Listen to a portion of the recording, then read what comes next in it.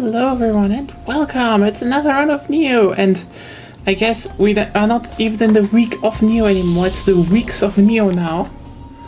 And we're just powering through the heat wave with more Nioh. Yeah, it's fucking warm here, so... Time to stay cold. Time to stay safe.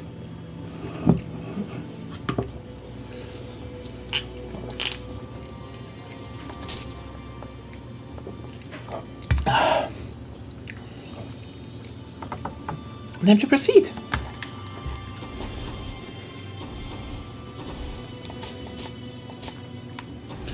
I have a few side missions here, so let's do this. We're gonna do the next main mission in the next region.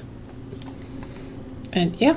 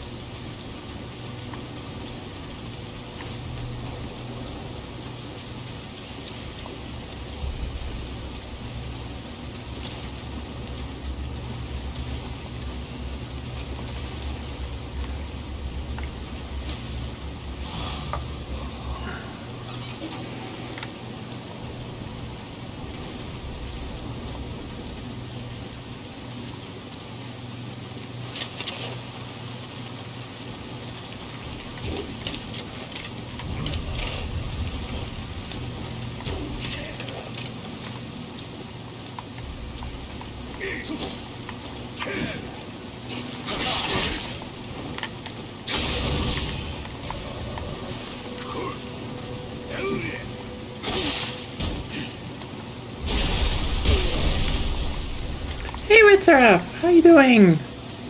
Welcome to surviving the heatwave while playing more Nioh.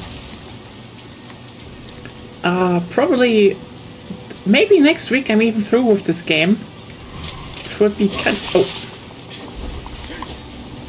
of interesting.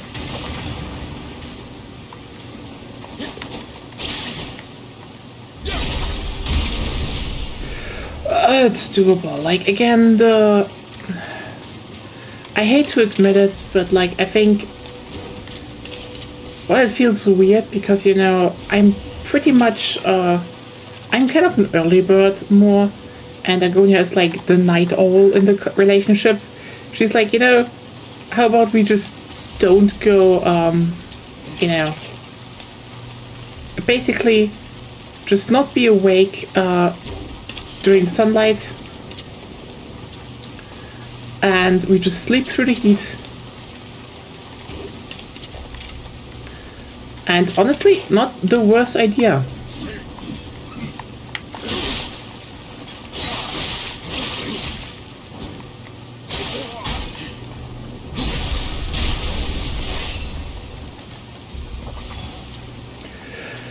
Yeah, just also I'm just a person that likes to be away, likes to be asleep when it's dark.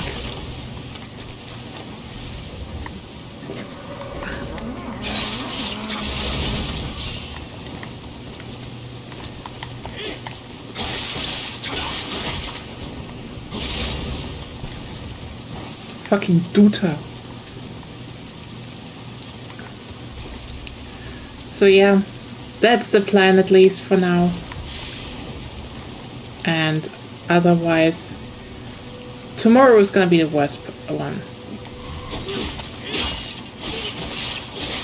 I mean, at least according to weather forecast and such. So yeah, the plan is we're gonna stay inside, you know. At least tomorrow there's another stream coming, but this time Agonia is with us. Hopefully a fruitful one, so we'll see. And yeah.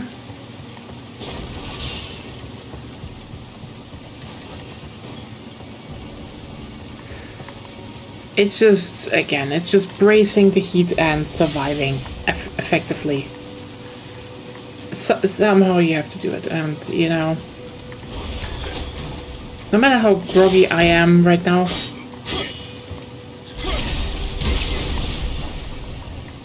I just have an energy drink. It should be doable tomorrow as well. Maybe I even put in one of the beers I had for my parents, so who knows?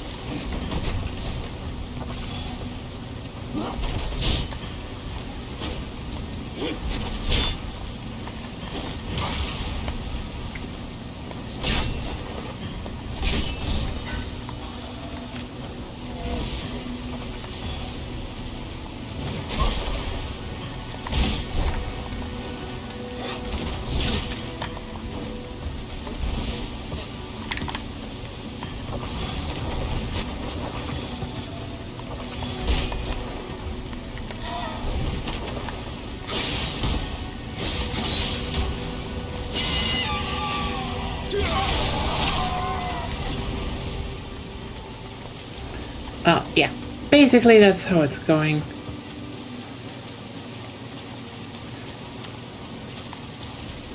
And yeah, otherwise it's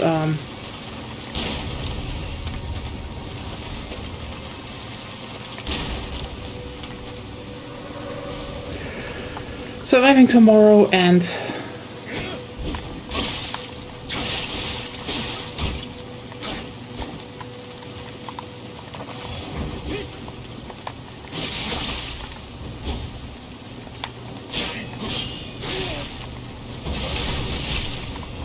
afterwards our co-op experience will probably shift towards I mean, it's gonna be System Shock 2, so that's gonna be fun. And otherwise, yeah.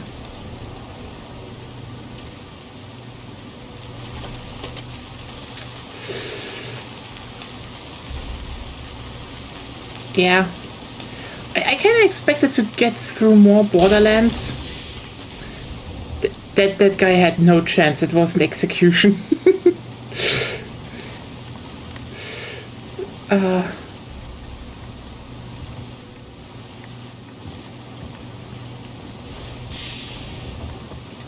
But yeah, I suppose we probably won't be able to getting through more Borderlands until 4, which is fine. still need to check in how we might get 4, because like I am so interested in 4. Like this might be the first time since 2 I would get one at. Well, no. Like, okay, fun fact, I actually got the first 2 Borderlands games at launch, and yeah.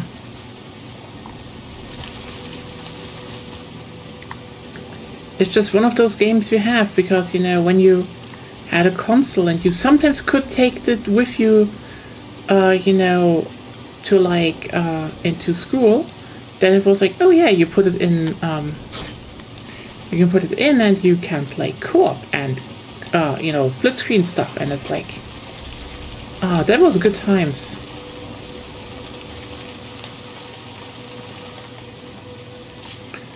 Like,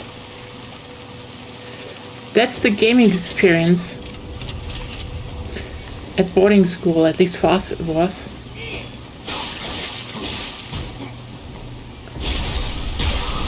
Multiplayer games that you can play cracked and that run on every shitty machine, because not everyone had a good PC.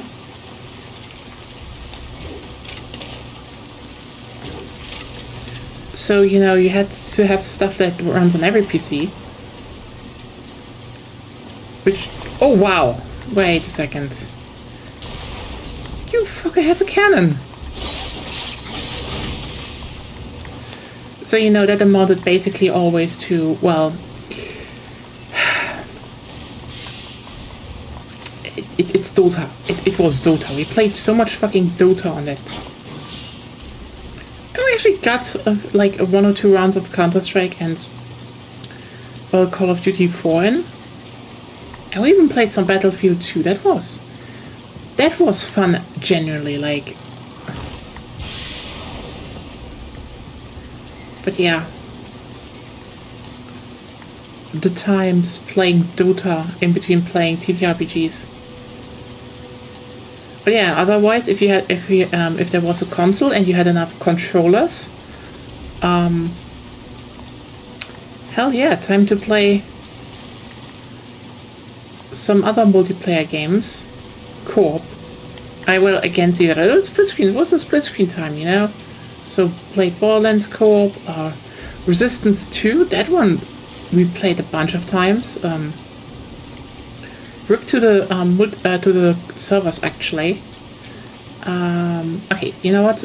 Lots of Halo. I know. It's kind of a cliche, but you know, Halo 3, you could play it co-op with split screen. Done. You could play Halo Reach co-op split screen. Done.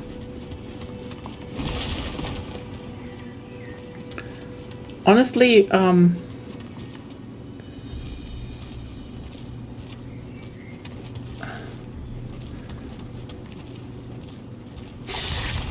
I do wish, like, one day, you know, since it's now on PC,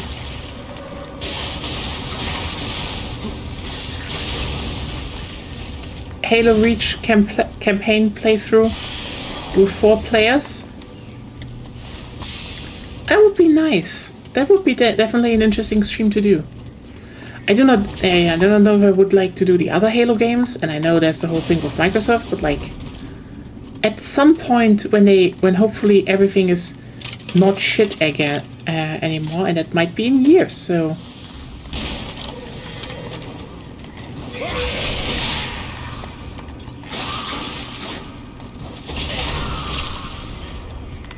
I mean, it is genuinely very funny to the fact that, like, okay, I genuinely find it so funny that people still say Microsoft is a good company, because everything, like, in hindsight, everything solid they did, I think they did by accident.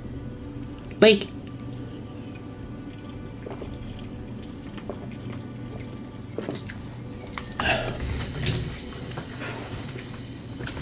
I'd say with Nintendo, there was Iwata, and while I do think their company policy and how they should treat games really destroyed some parts of creativity from, you know, the GameCube and early Wii era.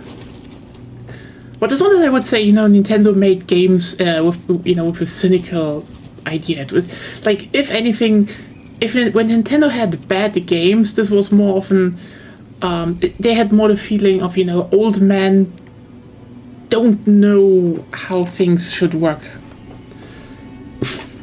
And like that's another thing. For example, I wouldn't say Miyamoto, for example, is a bad designer. Quite the opposite. Like, when he wants to, he can still make great games, and he understands design. But also sometimes he's just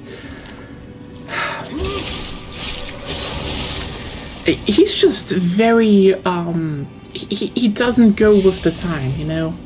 There's a reason why when someone announces to me, hey, Sakurai makes a new game, I'm like, yeah, this is gonna be amazing, because the guy is very aware of stuff, while Miyamoto feels like he's living a bit in his own world. But still, Nintendo, they do want to make, they still did things on their own. They had plans. Meanwhile, similar thing with Sony. I do think they have dumb ideas. They did dumb things, no question. But also you have a lot of stuff that is genuine work of passion. And it has happened because, someone higher up at a company looked at it and was like, no, this is good. We should support this. Actually, the last best examples are, the fact that Astrobot is a thing in Helldivers 2. Those are not games that, and nothing actually symbolizes that more, because get this, when Helldivers 2 came out and it became a massive hit, ex-people from 343 Industry were like, oh yeah, we actually kind of pitched a similar game to Microsoft in the Halo franchise, and they said no. And I believed them, because a lot of people definitely liked, the ODST concept from Halo.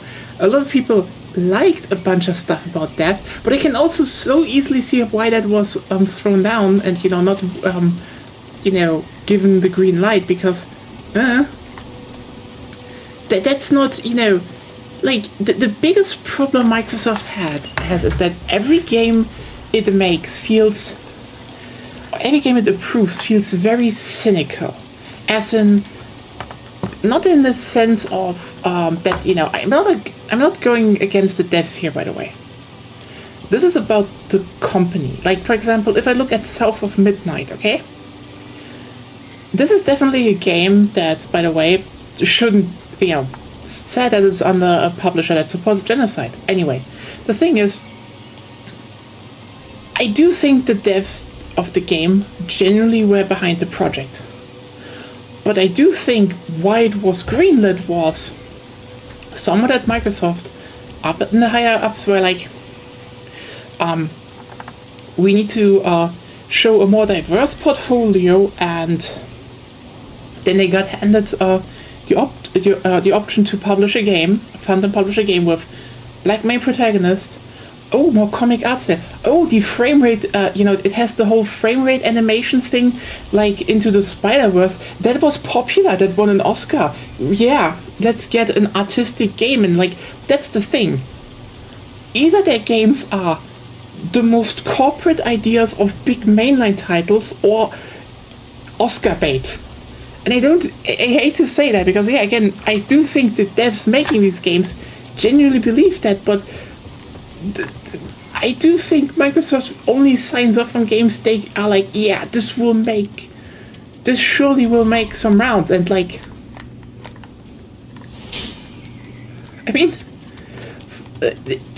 nothing screams more to that than, oh hey, we have a musical fighting game that is really popular, but didn't sell a lot, but won some awards. Yeah, we should definitely have more games like that, but we will shut that studio still down because fuck you.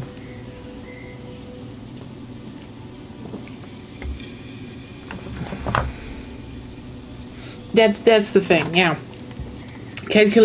Calculated on the corporate publishing side really is the best way to describe it. Thank you. Because, yeah, Helldivers 2 is like... I mean, especially due to the fact that you need to keep in mind, Helldivers 2 wasn't even out of the, like, I think Helldivers is actually the perfect metaphor for all of this. Because, here's the thing, the concept as, you know, if anyone tells you, you know, you go in, you go out, you know, quick missions with quick objectives in a bit of a randomized manner, yeah, that's actually pretty popular. It's not even a hard sell to do. And I still would say, even with Halo mechanics, that would have been pretty popular. Let's just be clear here, because even if they just had one faction to start with, hell, how should I best put it? Halo already sits on basically the same similar factions as Helldivers.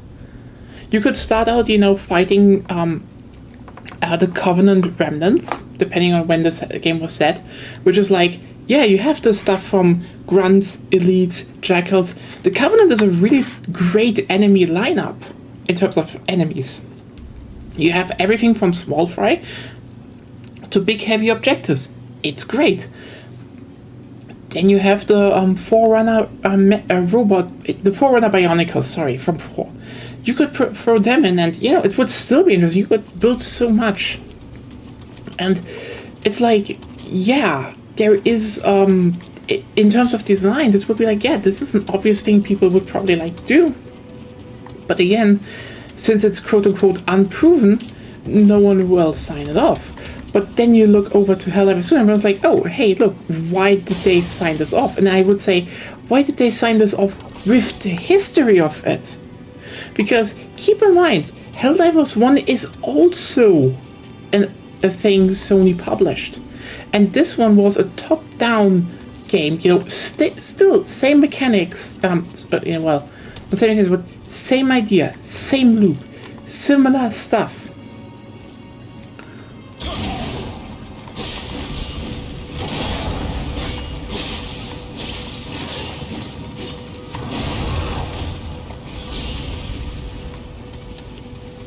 But even more crucially,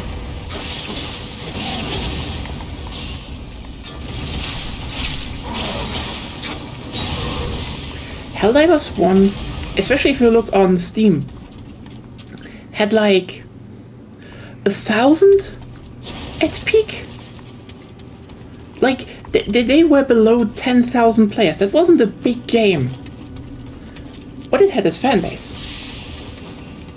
If you had those numbers for Microsoft, you'd be dead. Because you didn't do the because that's the thing.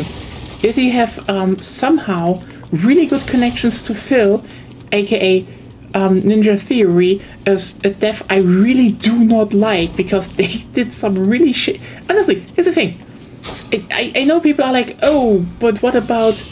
No, the history of Ninja Theory is they made a game, they made a Devil May Cry spin-off, and literally said Dante shouldn't look like a gay cowboy, fuck you. And also in 5 he looked like a gay cowboy, and it was perfectly Dante. So, yeah, you know what, sorry.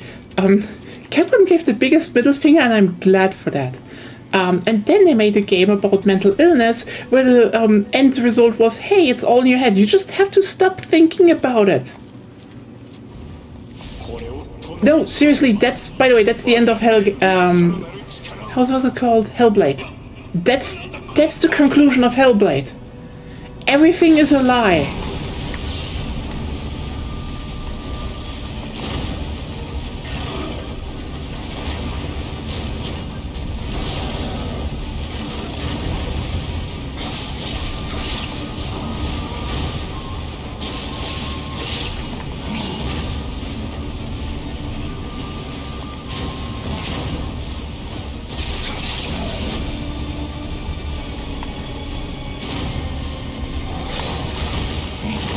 Ah, fuck.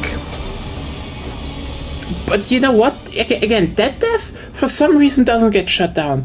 Tango Gameworks? Oh yeah, throw him into the fire.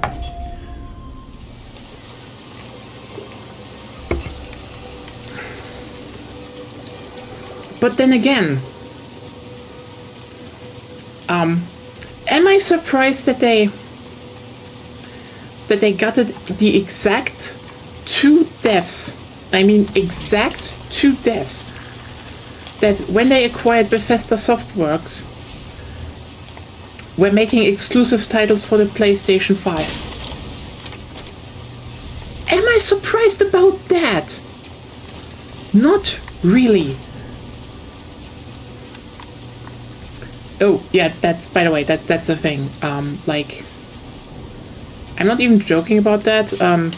Tango Gameworks made Ghostwire Tokyo, a game that, literally, was pushed out. Like, I played it. I love a lot about it.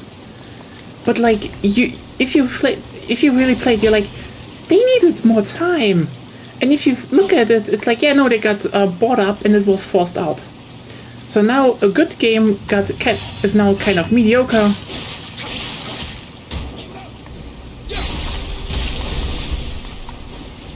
Because, you know... And then the dev got shut down. Yeah. Where the hell did you get to this topic anyway?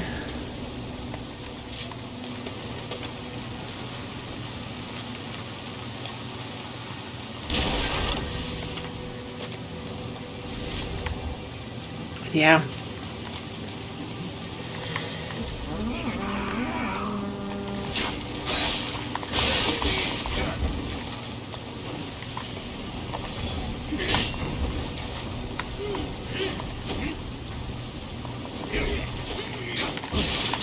Fuck. Oh yeah, right. Oh, I hate the fact that this is... Yeah. Yeah, that's just like... I like Halo, but... I mean, the series is dead. I know you know the worst part about the whole discourse about Halo is that I think, for example, if we look at Halo Infinite, I think nothing sums it up more perfectly than the fact that it's a game that legitimately has so many problems, but everyone just stopped, you know, looking at it. And then you have to hear dumb shit like, oh yeah, but you know, it's on Game Pass. It's a fucking free-to-play game. When the numbers on Steam are abysmal, like 1,000 people playing, do you really think it looks that much different on Xbox?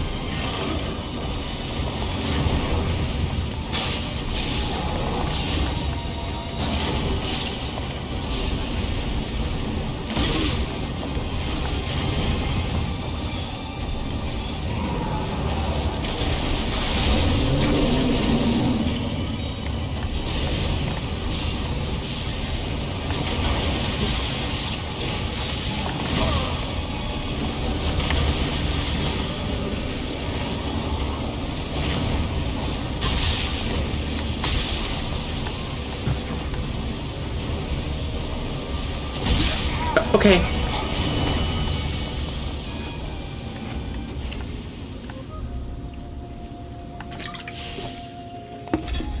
But yeah.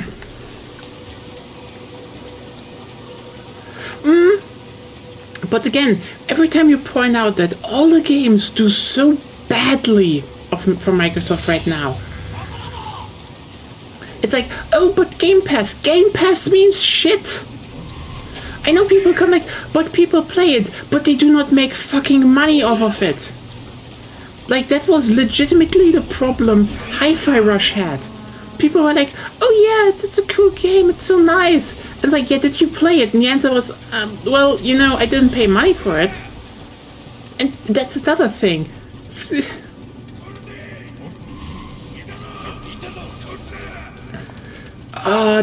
No, that's bullshit. Here's the thing. They keep saying, you know, oh, they're out of the...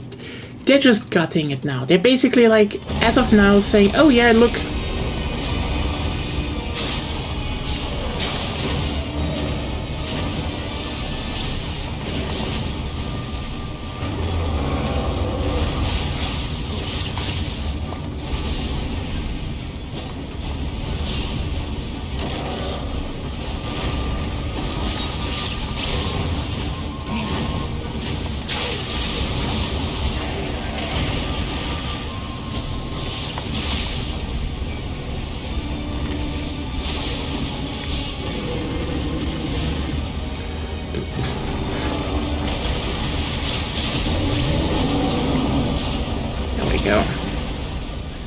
lost a lot of XP here, but who cares?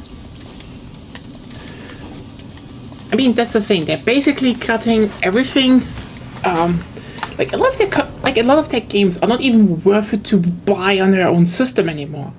Like, they're literally selling codes in a box for the Xbox games because they're moving digitally. And then they're like, why is no one buying our games anymore? Oh, well, I don't know.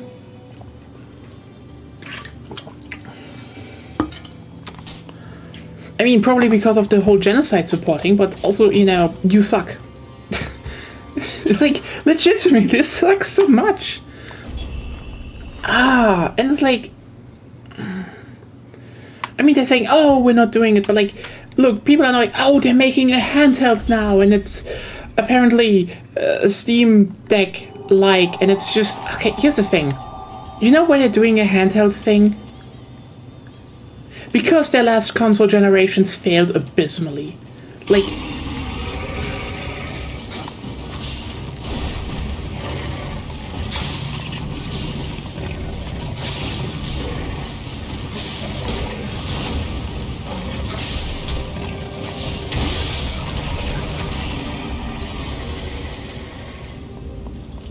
Like, the thing is, you need to keep in mind, the best we have, the best console generation they had was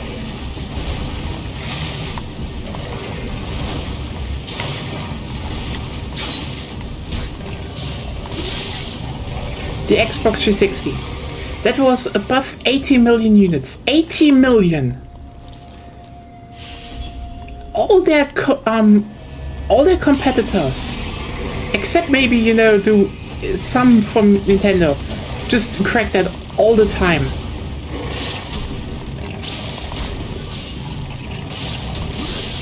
Like, even within that generation, I mean, everyone said, oh, that generation was won by Xbox. You know what the problem is, though? At the very end, Sony overtook them. Yep.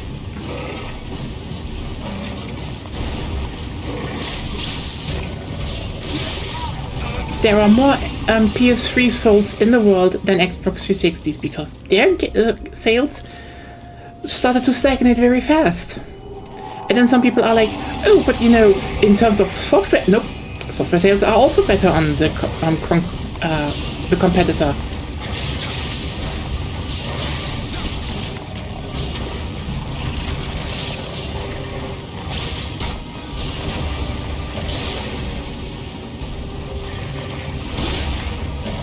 So, whoops. Anyway, just don't support a genocide corporation. And then it's like, oh, but, what about current generations? Well, here's the thing. They're going so well, Microsoft stopped giving us numbers. What? Stop screaming. Oh, sorry. Yeah. Turn your game down. I can hear it through your headphones.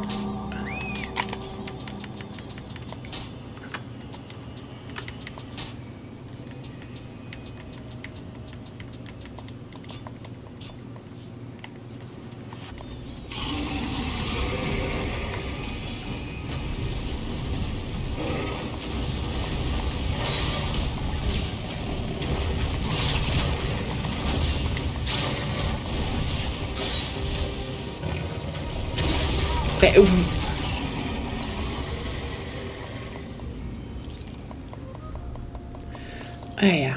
So yeah. Basically, they stopped selling us at 30 million.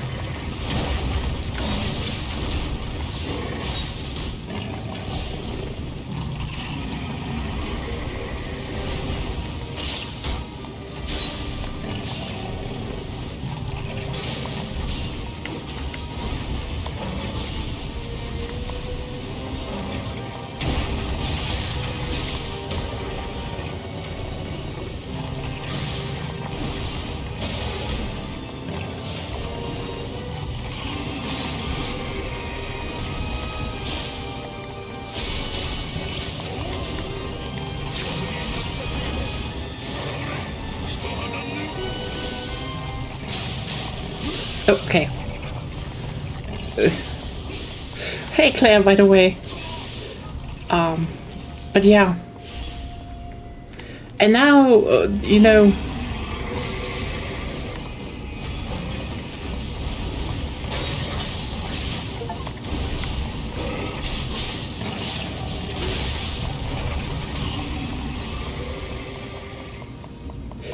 The great plan to bring the big series back, you know, after meanwhile, while the upper ones at the company are definitely not gutting the whole console business and everything because, you know,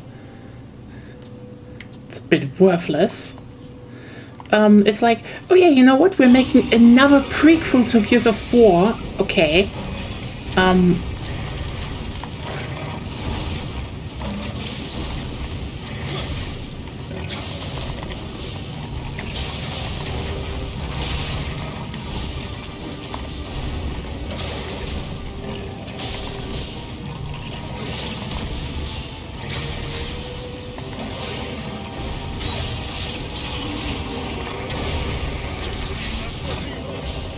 Okay.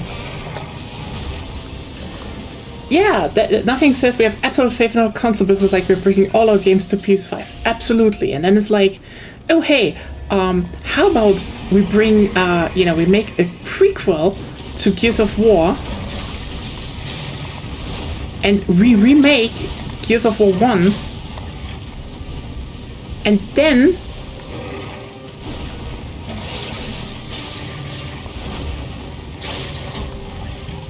it's like,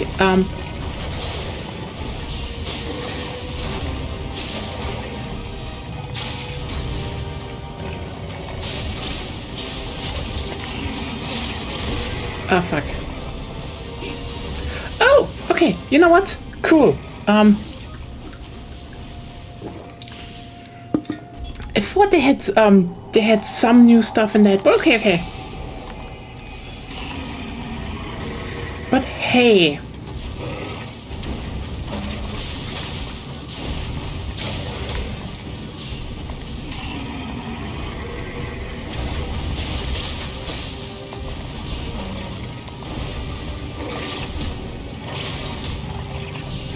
Okay.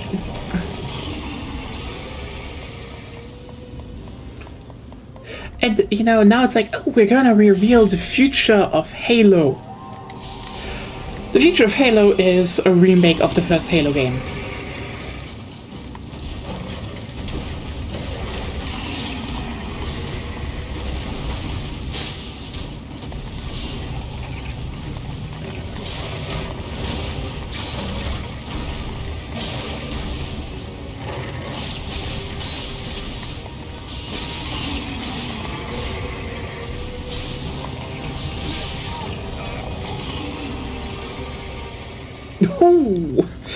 Oh shit, yeah, that's, yeah, damn.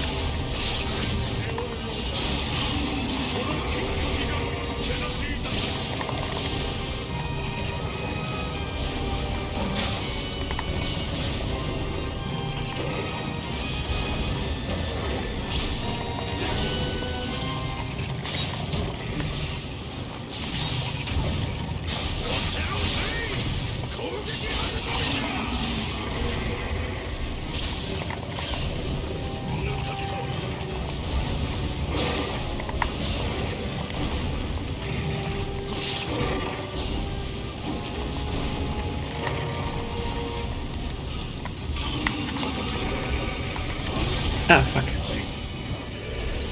Yeah, totally. You know what? I'm not gonna do this fight right now. I'm losing too much time here.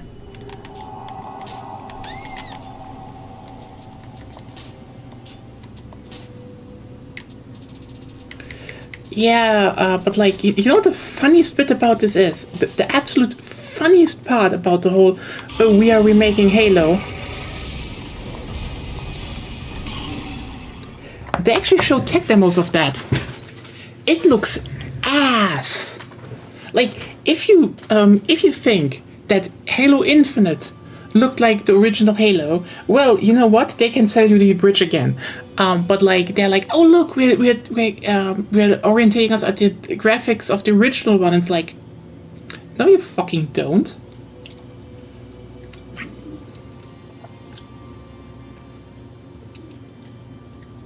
Like, here's the thing.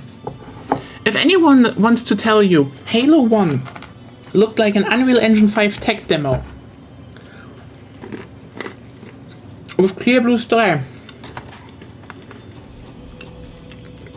and all of that, they don't understand Halo.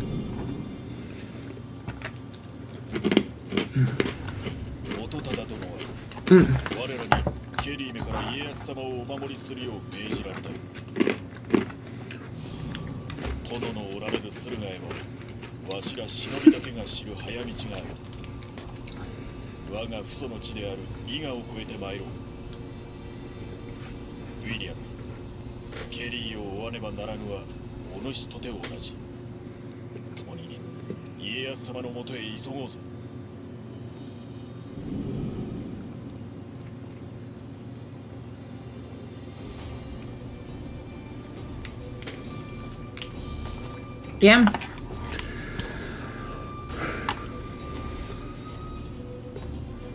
Oh yeah, best mission. Thank you, Hanzo.Pinky. He is Hanzo.Pinky. But yeah, the thing is,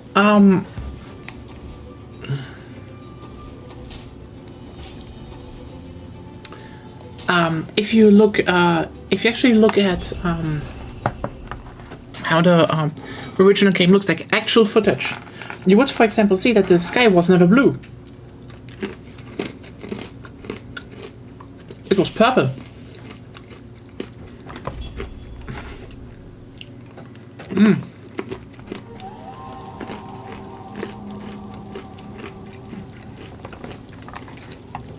Like, everything in the original Halo was there to have a certain degree of alienness to it, you know? And they already had problems with the PC version, and here's how this all began. So,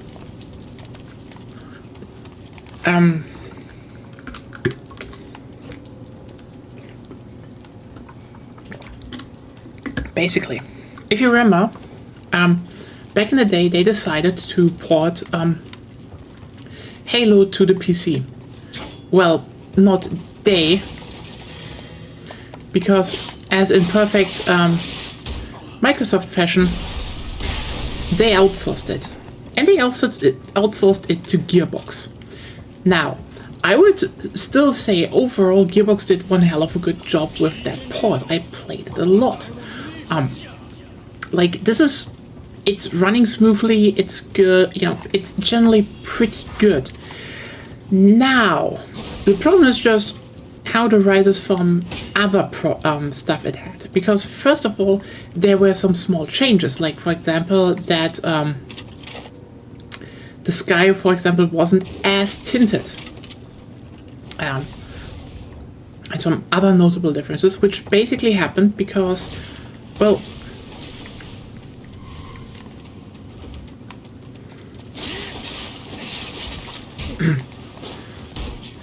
they had some tech problems. Like, they had to rewrite a lot of stuff of that engine to actually be workable on PC. And due to time restraints, they couldn't, you know, finish up that port in all of in the perfect manner.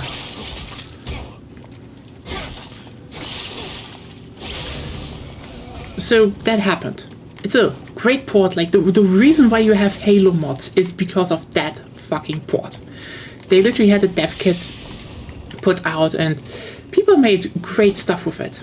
Now, something very unfortunate, but ironically very, very normal in the gaming industry happened. See, Claire, when they wanted to remake the original Halo game for the Xbox 360, you know, with the whole, you can switch between which version you have, well, there was a slight problem. They didn't have the source code, because Bungie didn't have the source code anymore. But Gearbox did. So, the Xbox 360 version of Halo is already based on the PC version from Gearbox, with literally all of its problems in it. And if you do not know that there are differences, and you don't fix those, well, you end up with a game that already is changing broken stuff.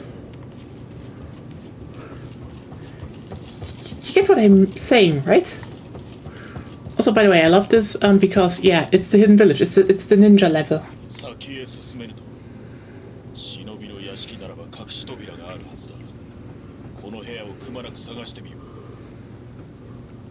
Yeah, Hanzo, we know it. You're ninja. You're living in the ninja mansion.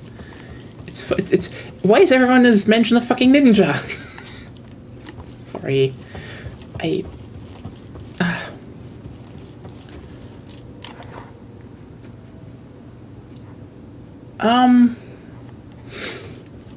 Well, yes, but those were different graphic problems other than the ones that originally were already in the changes.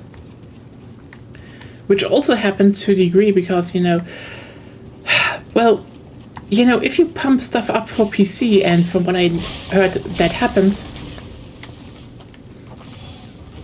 you end up with the problem that people have,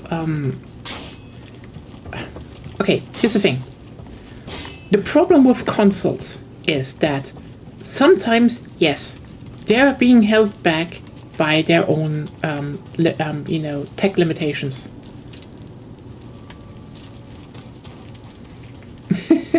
Yeah, Ninja House. So that's one thing. But, and this is kind of the biggest, most important but, sometimes those tech limitations are being used effectively to make, you know, a more coherent visuals. Like,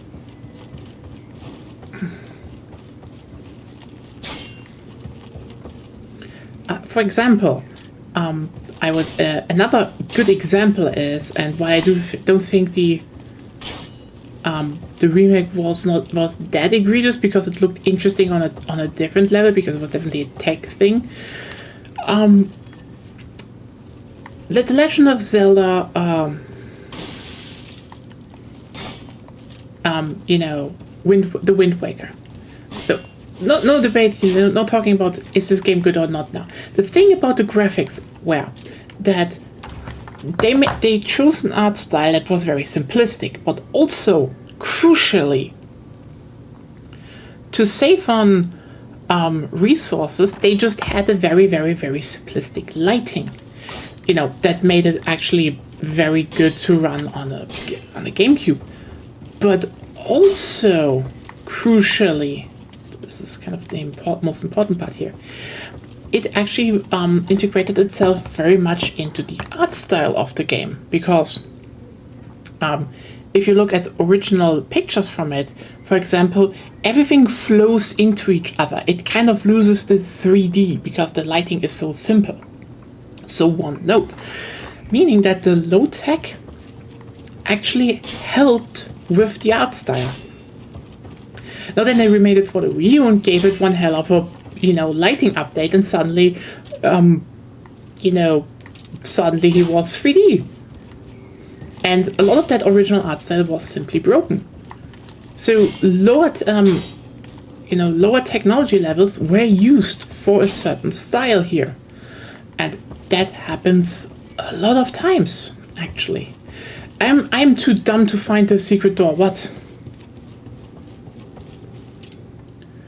I like how the PS2 could throw transparency on screen with reckless abandon, screwing over later PS2 ports to other systems for years to come. Yeah. Ironically, the Xbox 360 had a similar problem. They had like a whole chip for the alpha channel, meaning that people were, a lot of devs, for example, Call of Duty is the one I know. Like in Black Ops 1, Treyarch just threw out a lot of really impressive effects, which were doable because they had the whole extra chip, but then when they had to port it to the PS3 and the PC, it was suddenly like, oh, who's gonna do stuff now? And like, oh, let's just do it, and it just looks kind of worse. Okay.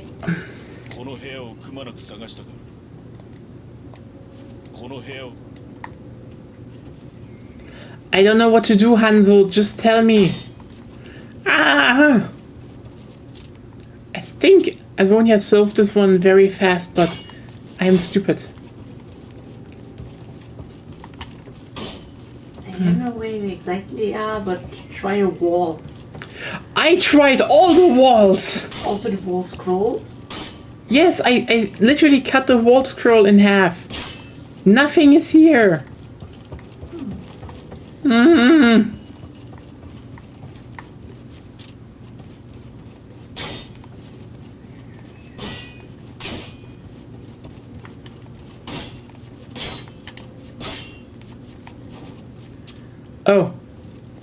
Oh, there was a prompt. Well, you didn't really try it, you just... I attacked it because I thought... Anyway. Kodama!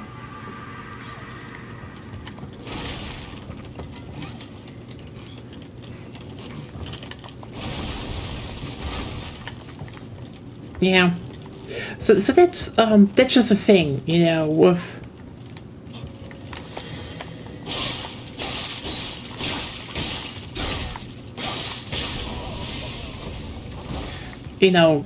with graphics design, that some just looked a bit more ass, and that's fine. But this understanding of what a game wants to achieve, and also, like, you can't always just pump up a lighting. Like, there are definitely a bunch of games where you could just say, yeah, they definitely wanted to have better lighting, and it would 100% just improve the game. Like, for example, I would say, you could do redo the whole Borderlands series, and no one would bat an eye. Like, remaking, for example, Tales from the Borderlands with better animations would generally just make more people happy than unhappy. But that's not every game. And I can tell you one thing.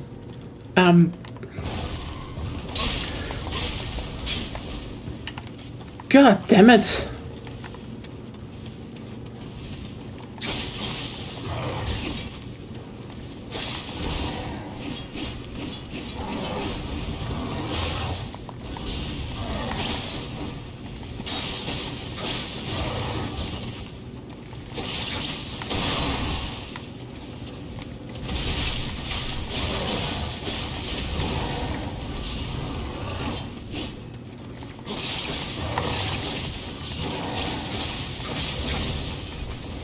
Never changed.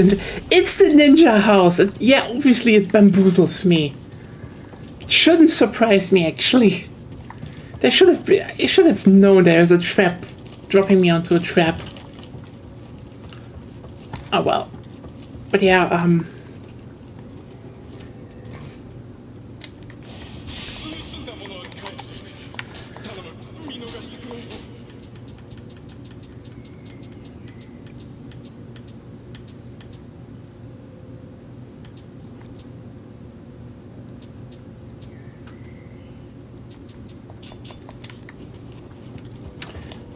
Yeah.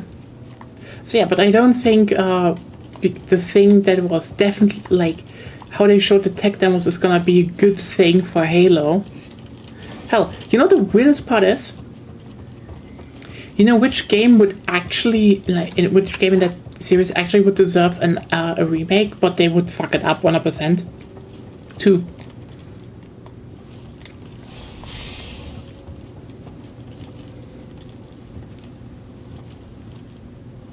It's no Dutchie though.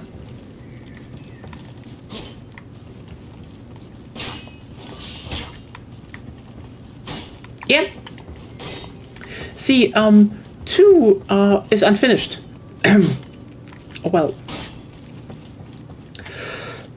what Halo 2 wanted to do has not been realized. Halo 2.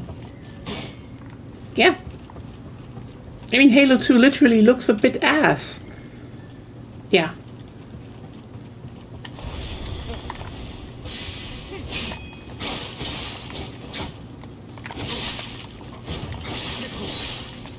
And there's, by the way, a reason for that. Not yet, but it's not the... Okay, here's the thing.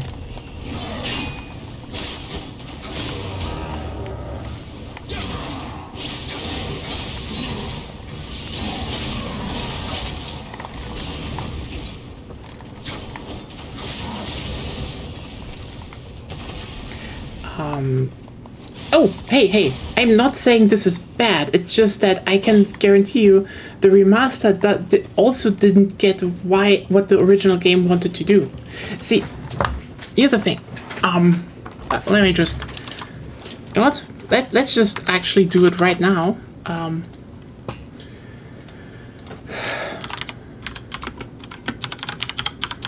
Let me just look into this a little bit. Yep, nope, they fucked up. And I can tell you why. See, the anniversary edition looks good, okay? You know, it looks fine. I'm not saying anything against that.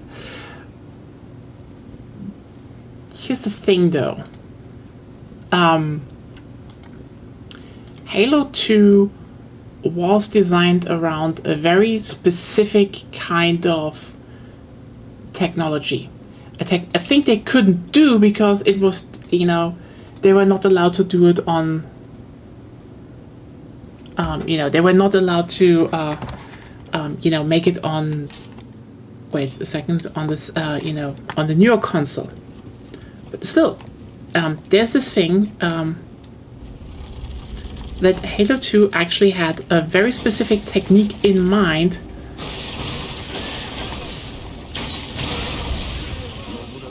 that it wanted to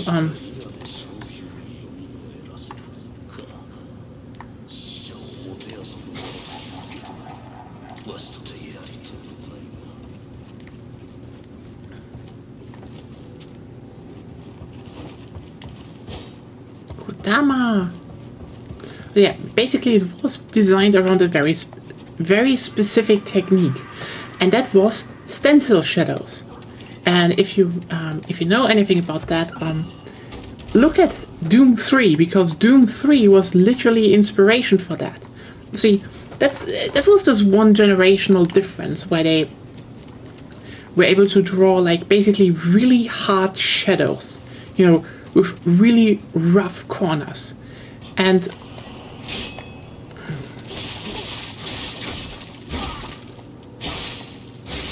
the thing is, sure, nowadays we have a lot softer shadows, but you know, if you only look at, for example, Nioh, one of the things that I think Nioh would help with is if they actually got more stencil shadow stuff, because it makes more harder lines, which is visually actually a really interesting technique for, you know, moody stuff and even some horror.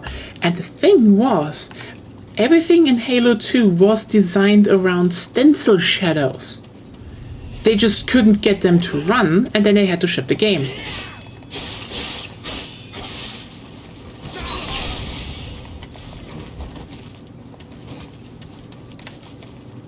So this is why, if you look at original Halo 2 footage, it just kind of looks a little bit ass, because it's literally missing, well, the shadow technique.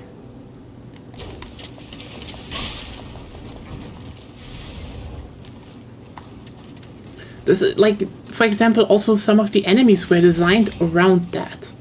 And that's why I say it technically should get a remake that actually tries to get, that technology running for once.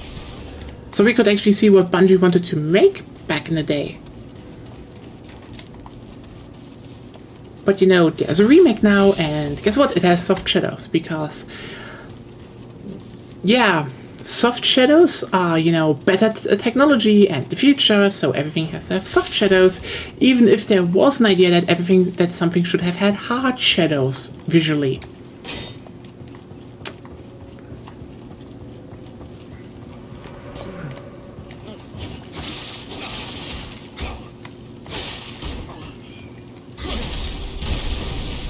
Well, yes, but, like, that's the thing,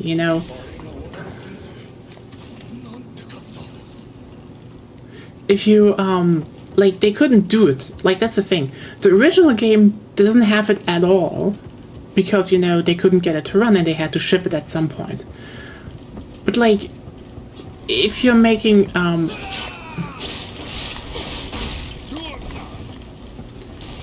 remake, you should kind of think about if you want to go back to the technology stuff of the that they wanted to do, instead of doing something different.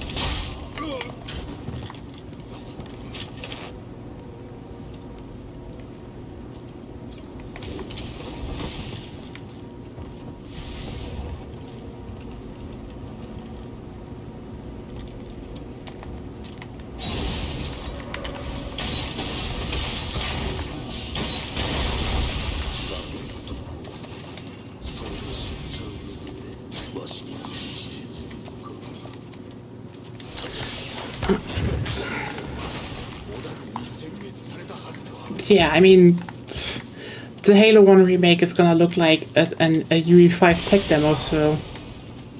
But hey, since a lot of people already said this is how Halo looks like now after Infinite, a game that didn't look like Halo 1, and where people are still like, why is no one playing it? The answer is it's badly designed. Literally, that's why, Here's the thing. If your sequel isn't played by the people that played your previous games, you fucked up. And it's not only some, it's just not in the mood for stuff anymore. Like, people love Halo.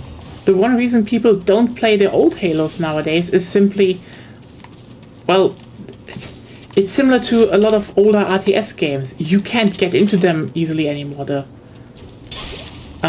player bases are small, and the people who are in those player bases are so good, they will wreck your shit. But like, Infinite could have brought in people, but they lost people.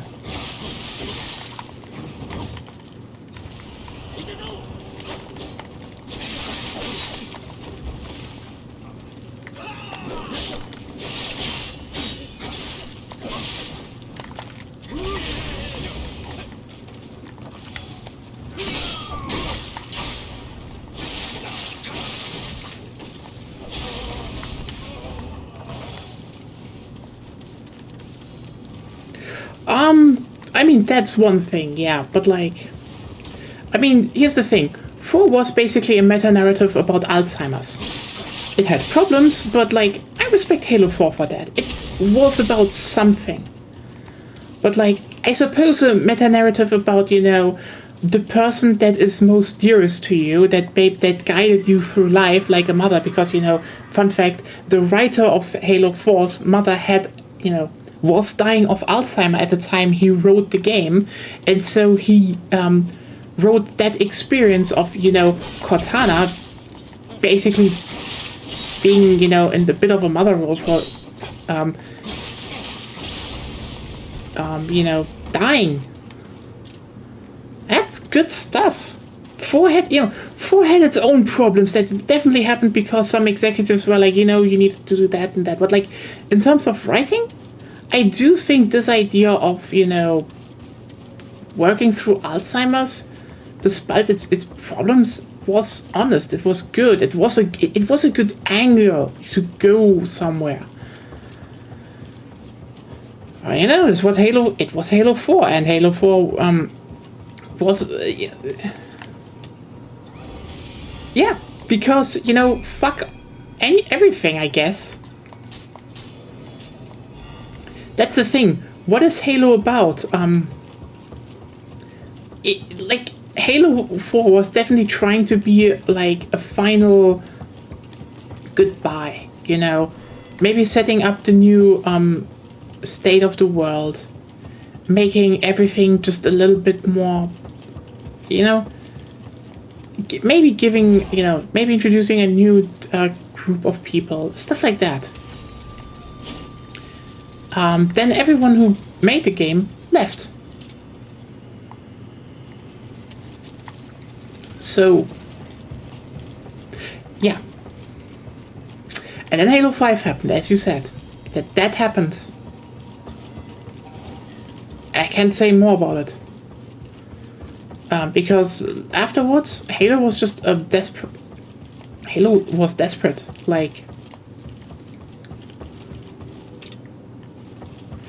Yeah, I know, because here's the thing. That's why I said in the beginning, everything Microsoft does feels so corporate mandated because they can't let go of the idea of Cortana, you know?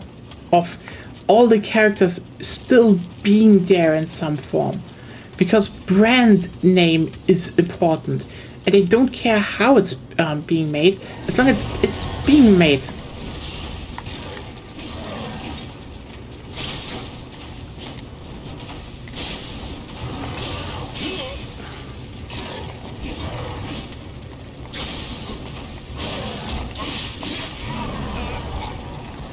Like, that's the irony, you know? As when I said before, when I talked before, like, what games does Microsoft greenlight in it? And all the more creative ones feel like they just greenlight Oscar bait one. You know, again, nothing against the devs. The devs do their best, but there's a cynicism in that corporation. That is insane.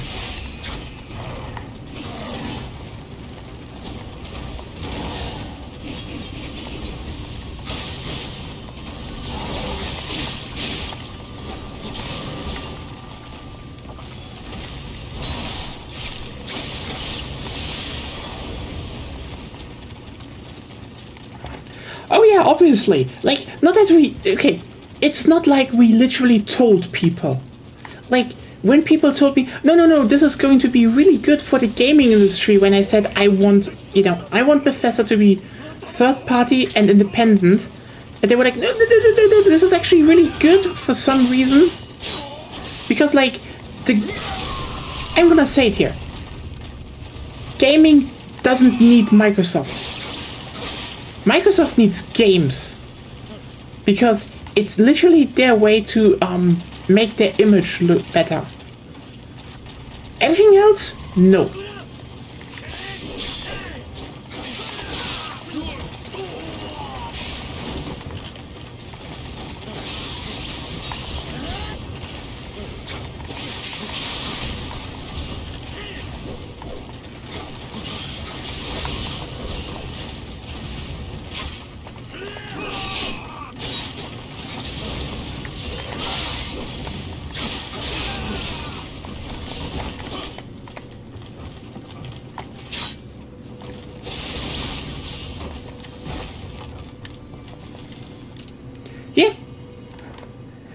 Yeah, that's the thing. It's not. It's even more cynical, actually, Claire. You know why they bought it? Because they wanted the IPs. Because the thing is, Bethesda stopped having deals with them. Activision stopped having deals with them. That's the thing. As I said before, you know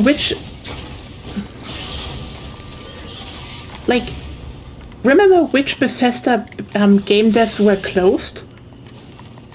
The exact two that made exclusive games for the PS5. That is not a fucking coincidence. It's not a coincidence that they were forced to push out Deathloop and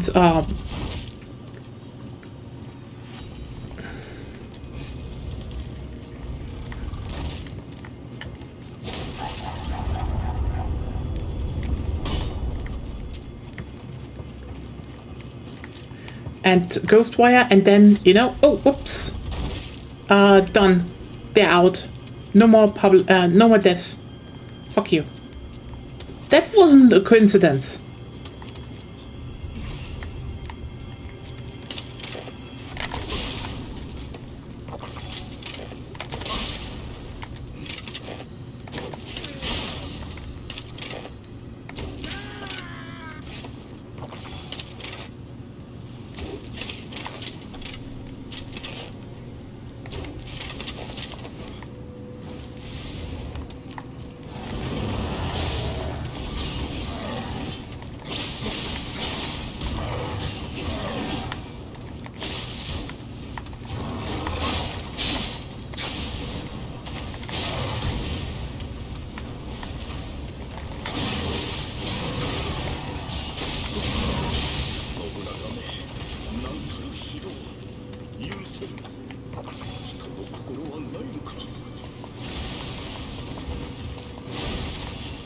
And you know what?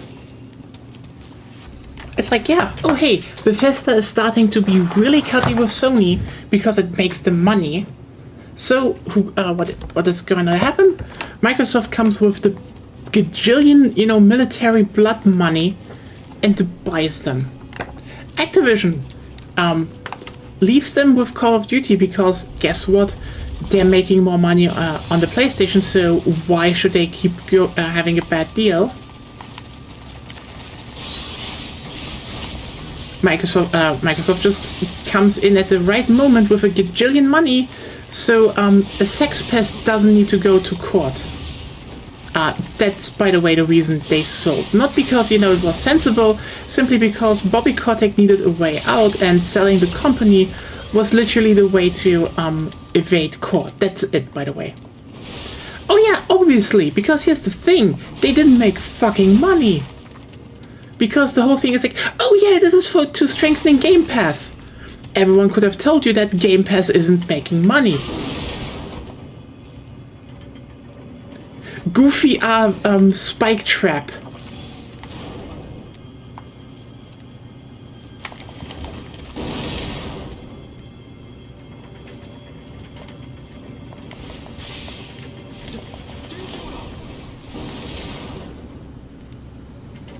Because it's a thing, you know?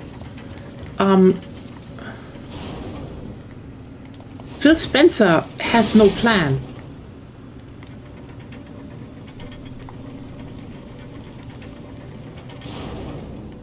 Phil Spencer was only like, we just buy the IPs, and then when no one has them, when we have them, we will make money. And then they didn't make money because turns out selling games makes you more money than paying a small fee to rent a game. And that was that. That was the end of it. They spent billions. They didn't get anything from it. And the end result was the higher ups were like, listen, you gotta start selling the game somewhere. You know what the interesting part is? They're doing it sensibly though. Like, and here's the thing.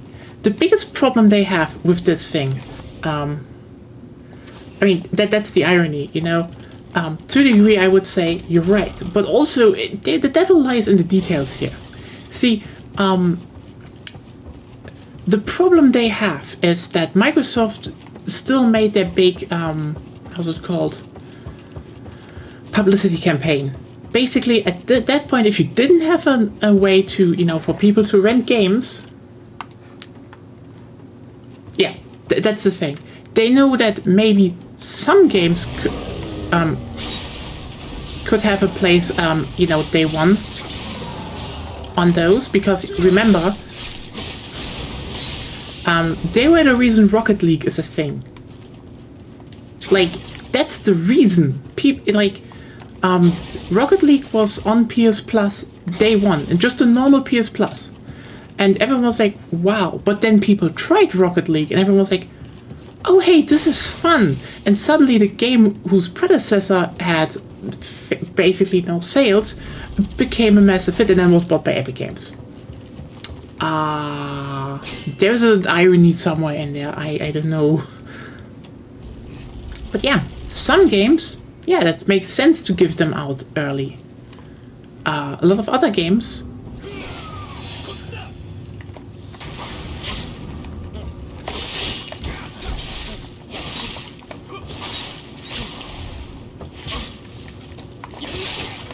don't.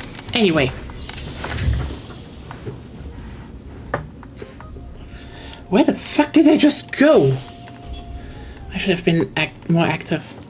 Sorry, I'm in the ninja house. It's a goddamn maze with goofy art traps. I love it. It's the best level in the whole fucking game.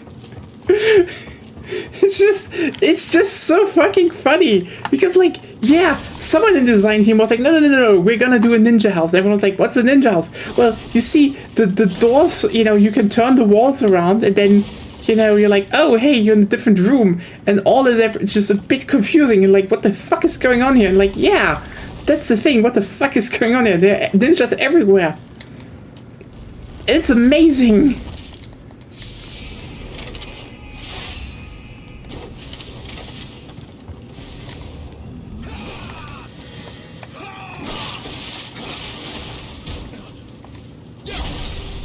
There we go.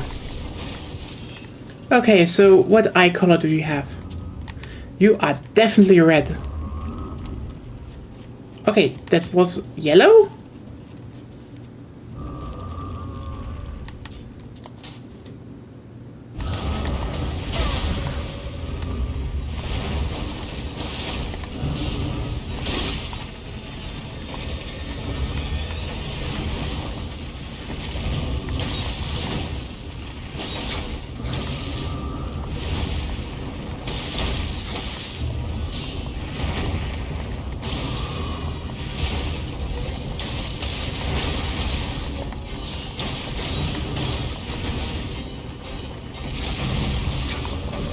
I love them. One of my stupid favorite things of a ninja wall is Tales of Symphonia, where you can either enter a house through a normal door, you walk 5 steps, and then you can enter through a ninja spinning wall, and you end up in the middle of a hallway. So the doorway once you're inside. Okay, I have not played Tales of Symphonia. Like, Kodama. Like, actually, we were interested in Tales of Berseria because hot protagonist. It's just the one without co-op, so we're not interested. Rip us, I guess.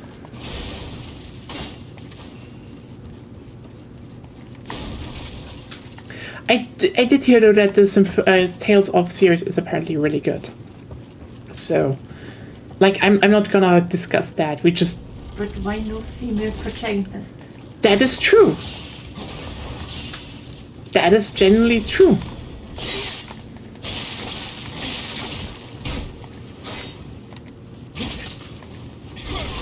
That's generally why, you know, when I heard that you know, this Kazan the First Berserker game was like, oh, boring male protagonist. I'm like, you know what? We're making an official female version of her. You know, it's the right version, and she looks hot. It's just a character as a girl, and like, yeah, that's good.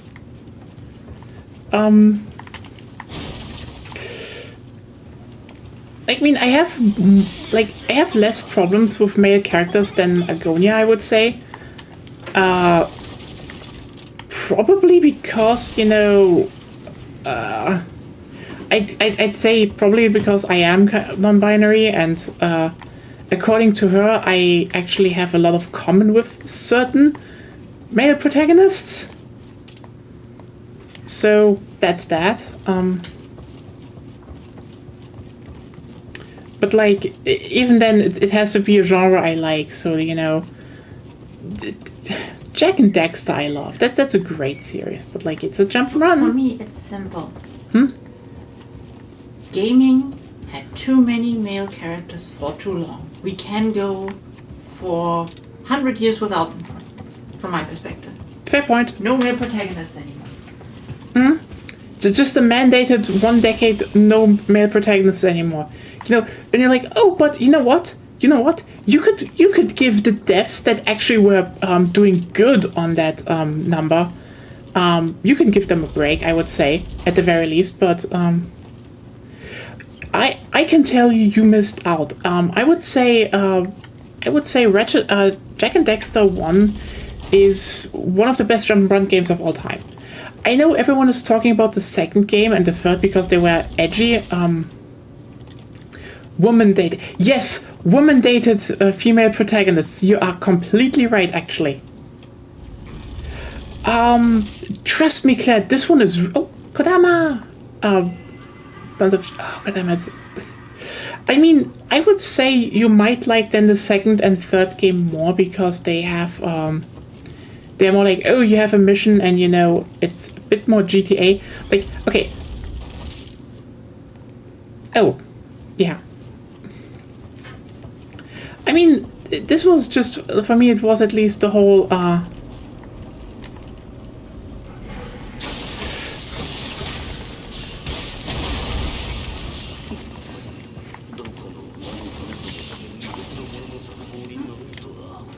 like 20s, oh, yeah. I would say, like, I played both, and for me, it's so funny. Like, something, you know, for myself was always like, Ratchet and Clank is technically cooler, but why do I love Jack and Dexter so much? And then, you know, I revisited it one day, and I was like, yeah, Jack and Dexter is just, like, legitimately one of the best platformers out there, and I like it more than Super Mario 64. And that's saying something, you know? Like, okay,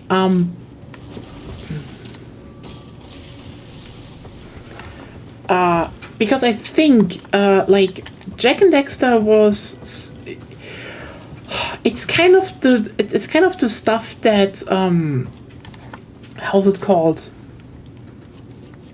I mean, Nintendo tried to do with Super Mario Sunshine, but, and this is the big but now, it did a lot of stuff better. I know that those are like really big words to say, but it's true in my opinion.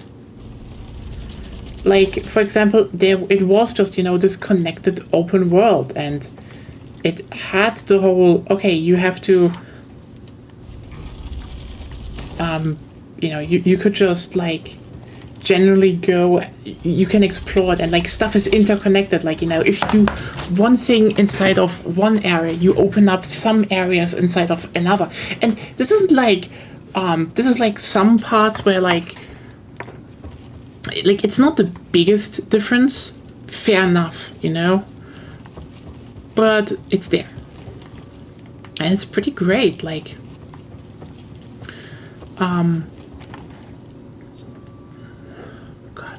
I really wish I could stream this easily, because I would love to show it. It's also one of those games I 100%ed multiple times. Also, best boss.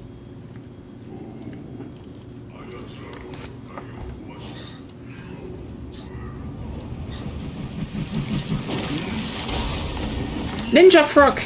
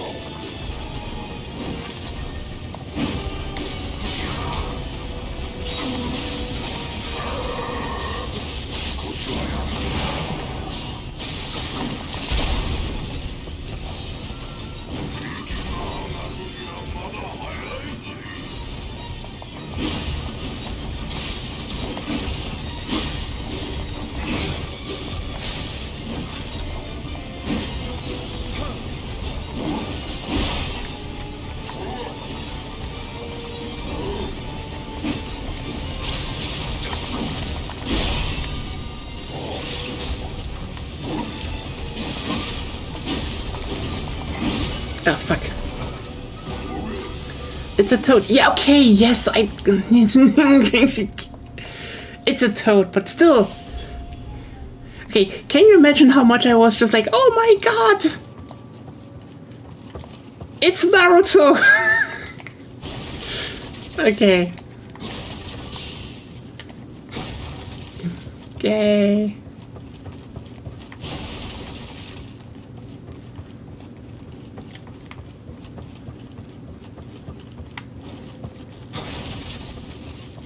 Hey, big Naruto fan.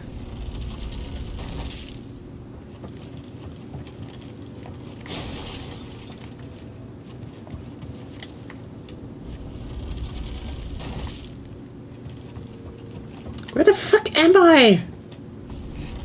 I mean, what do you expect from a Japanese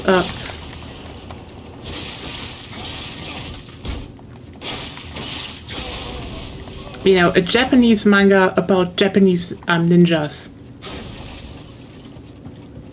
Obviously. It's yeah.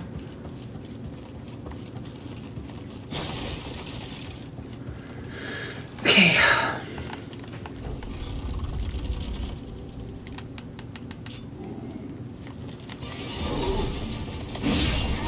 No!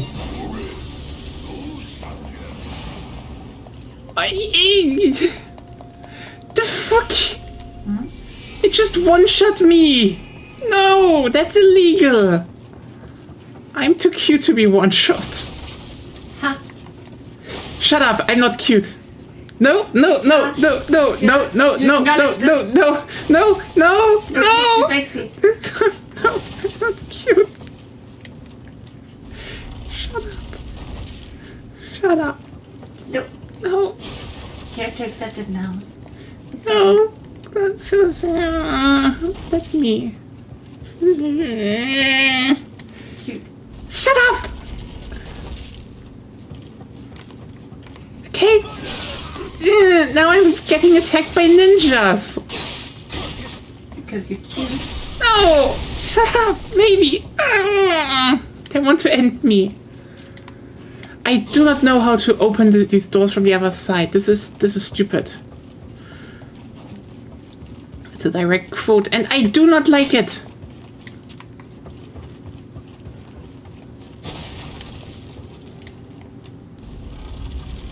Might as well explore more.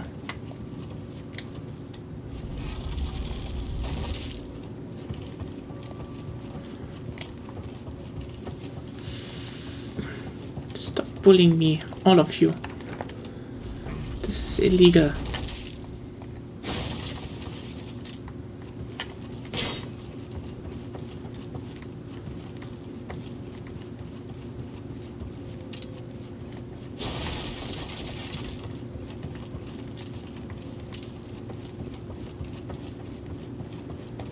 You all are making me very angry, you know that? It makes you cute. Shut up! It doesn't! No! No! No! Go away. But no, you know what? Stay where you are.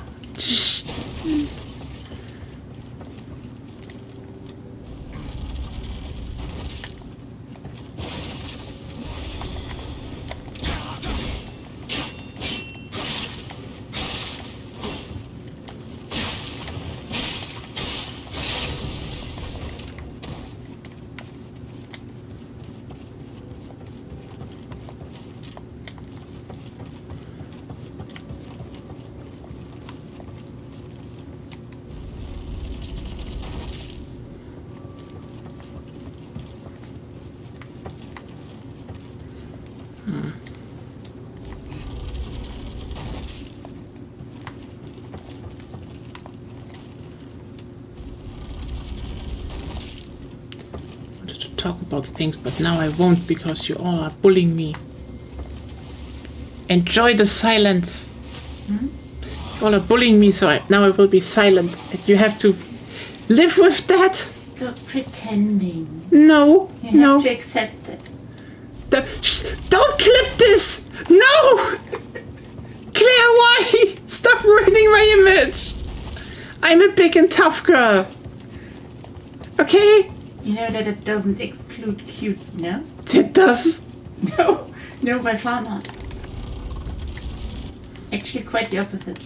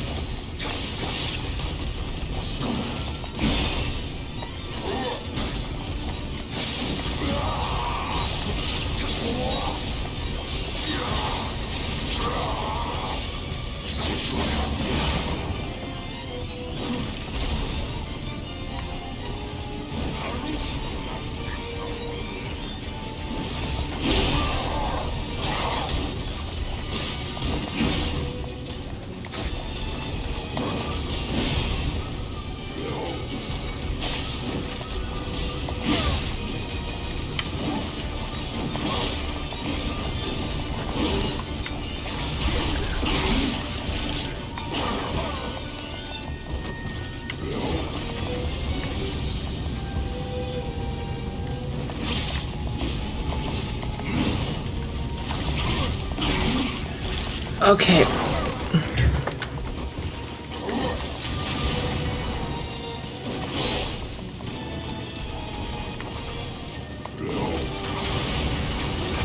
Okay. I need to check how I did that.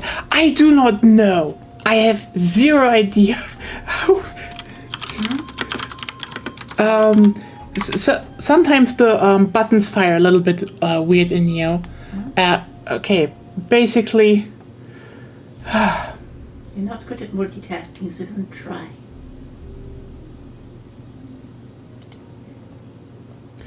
Yeah, you're completely right. I'm not good at multitasking. And you're still doing it. Basically, I barely survived a bunch of attacks, and it's stupid. Basically, I tried to get an attack in on the boss, and what happened was that how's it called? It while healing, it triggered actually. Oh, do you want to leave the level? And meanwhile, it grabbed me, and I was almost dead, almost, but not. You know. How would it do that? Because okay, here's the thing.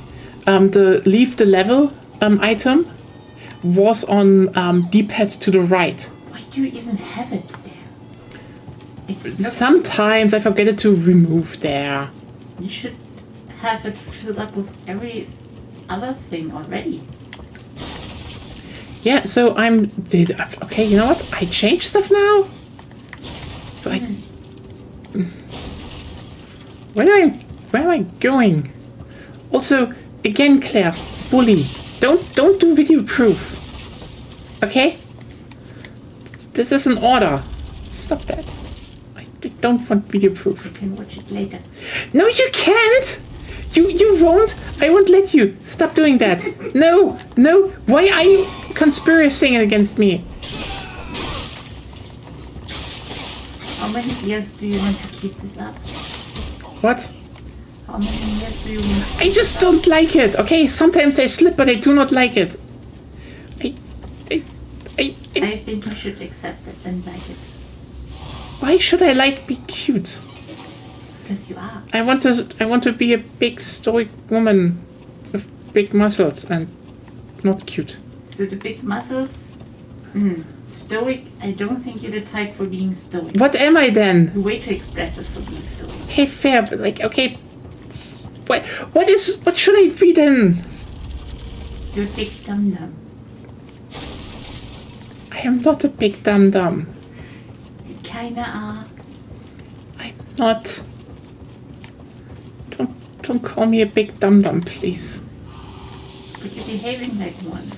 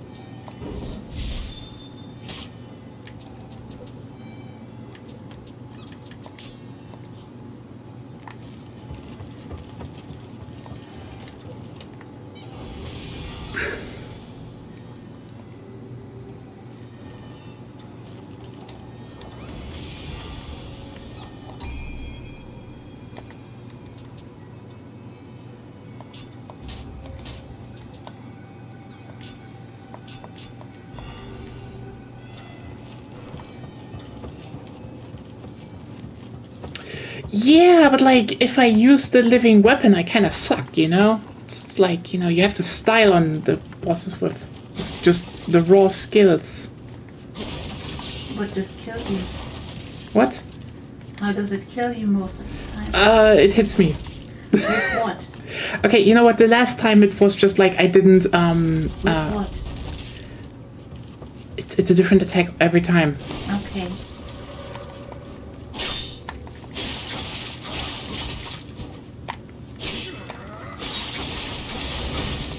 Like, that is legitimately not, I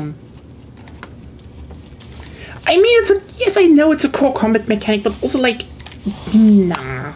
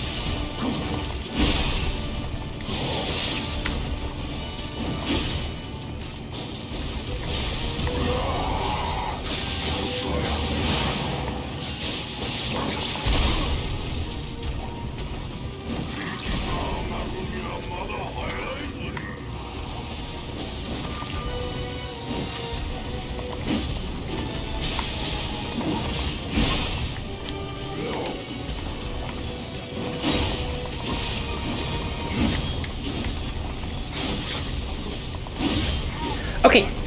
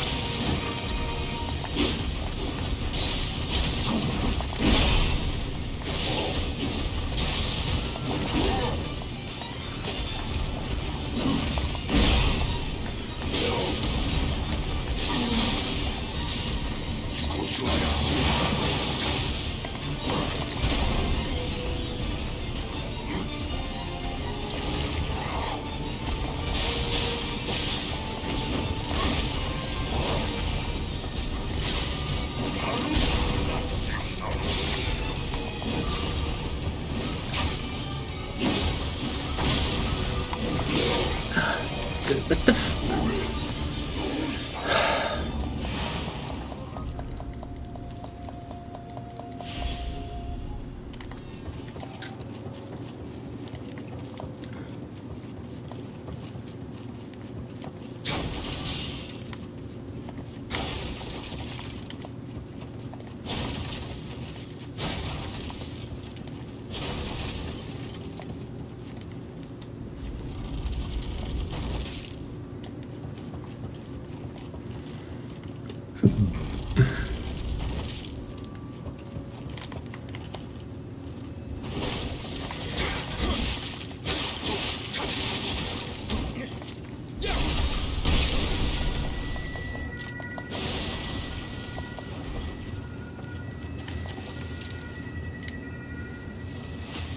God, I love the Toto.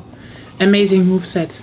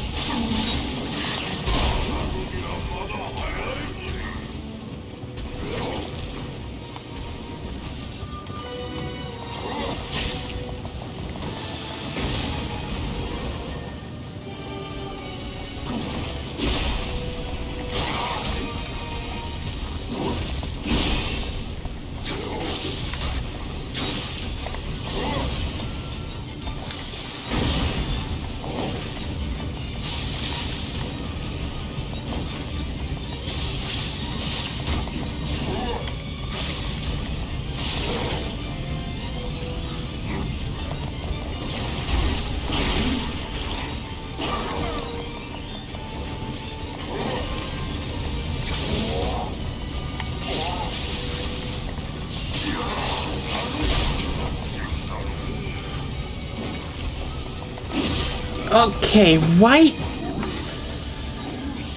Why the fuck did it also... I think one of his stun clouds just overlapped slightly in a bit and it was not really visible to me. So this one just sucks.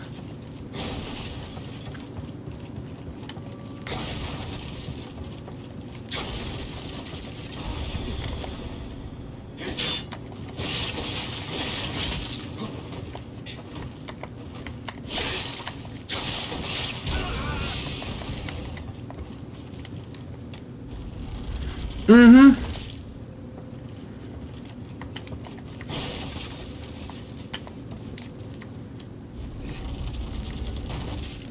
Yeah, that killed me. That dumb combo killed me.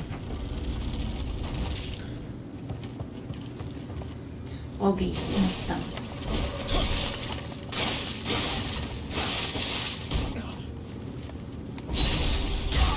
It's a toad, by the way. Toad is also froggy. Toad is also froggy. You heard it here. Toad is also froggy.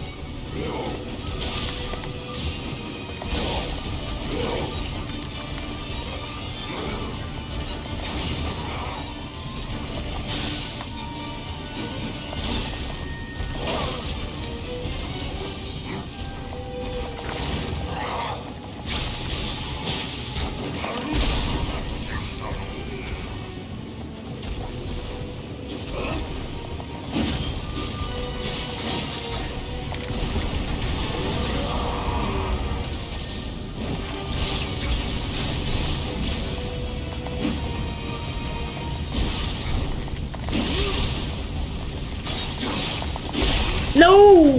Oh my god! Oh my god! Oh, that was so fucking close! What the fuck was that? What the fuck was... Yeah, what the fuck was that hitbox? Oh my god. No!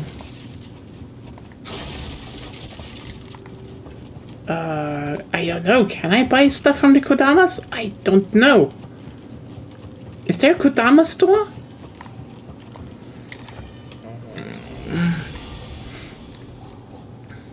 I have the Kodama. I should have put on the Kodama blessing.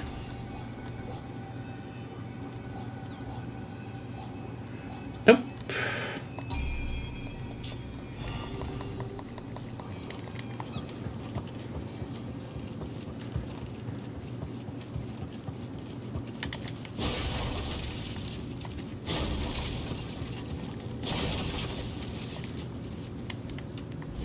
Maybe.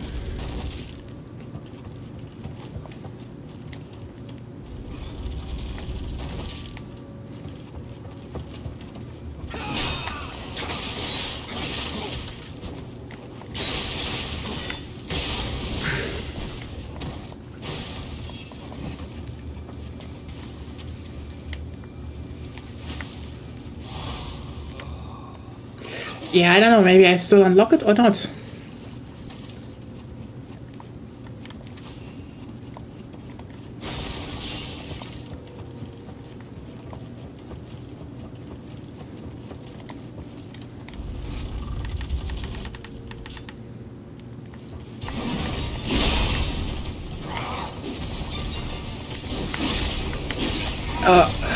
Yeah, I didn't even see.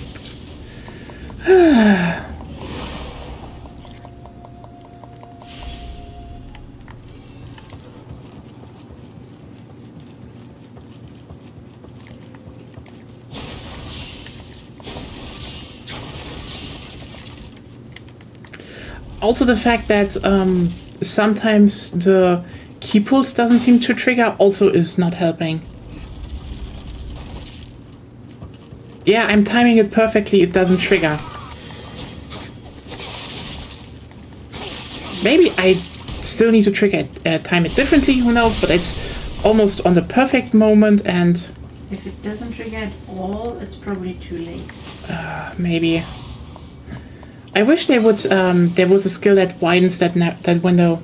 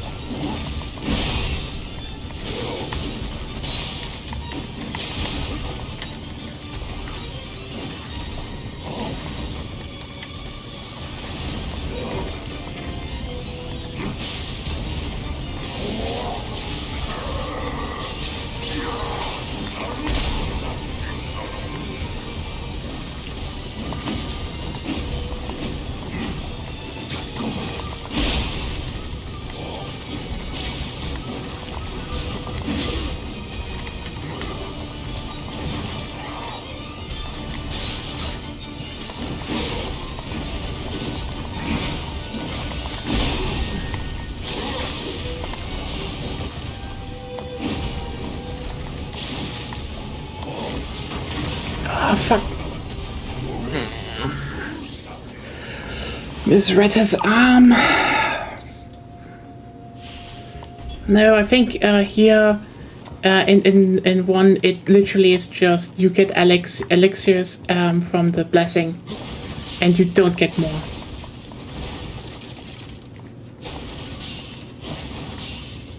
At least I have not found a way to okay, maybe I can bulk buy elixirs outside of missions at the smith. You can sacrifice equipment for stuff from the Yeah, that I'm not gonna do that. They sometimes give you elixirs. What?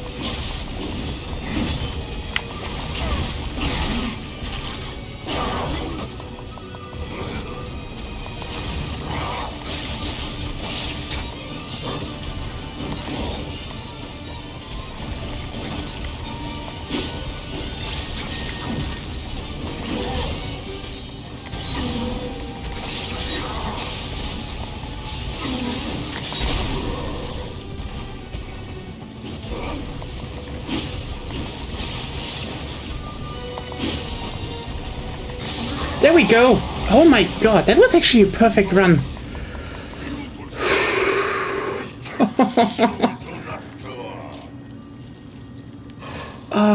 You know what the best part about the Toad is? He liked the fight. It was a good way to pass the time. I like him.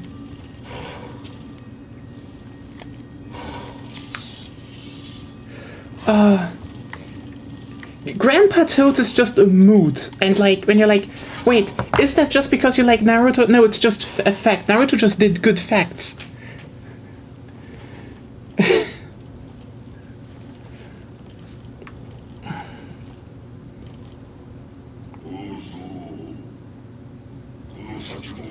Oh yeah.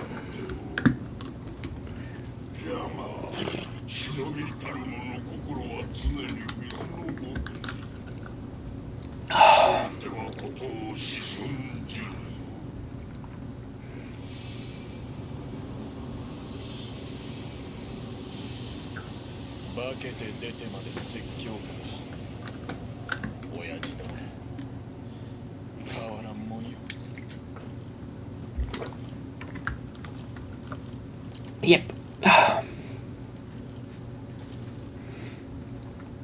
So can Hanzo see the giant toad, or does he just see his dad? I think it's the toad.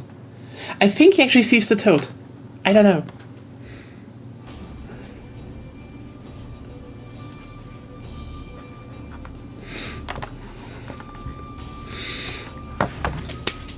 Ninja Mansion. Done.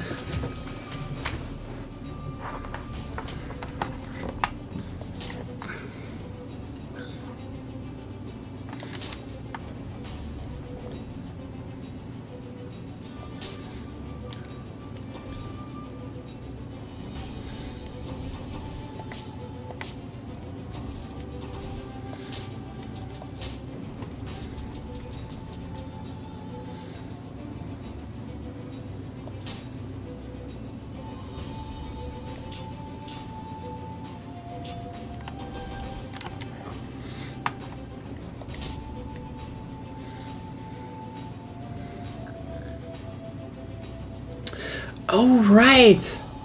There's a definitely as I recall, Hanzo can't see yokai. Maybe he doesn't see. Maybe he really just sees his father. Who knows? But I think sometimes they can see yokai, depending on how big a grudge is and how dense the Amrita is. Then yokai become visible to everyone.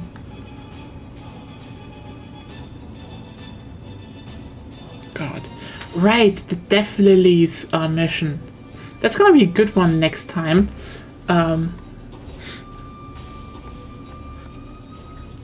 Cool part about that is like also the red lily. Yeah, if you ever wondered why it was so much in Japanese media, that's it. It has mythological reasons.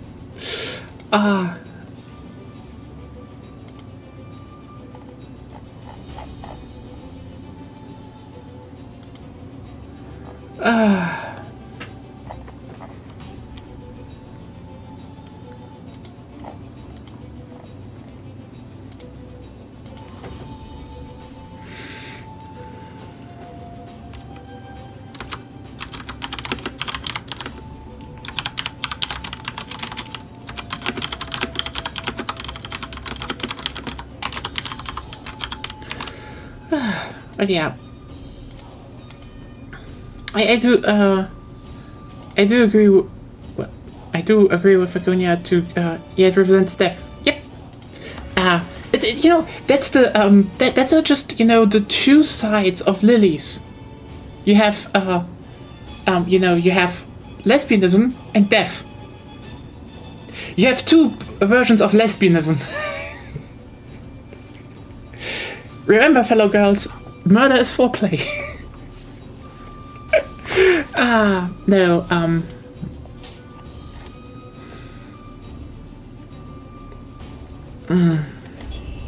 Yes. What? Why do you say that so delayed? That just makes it weirder. Oh god, but yeah. I do agree, the sound of sirens approaching can be heard. I don't make assumptions about me. Why? It's all just play, you know?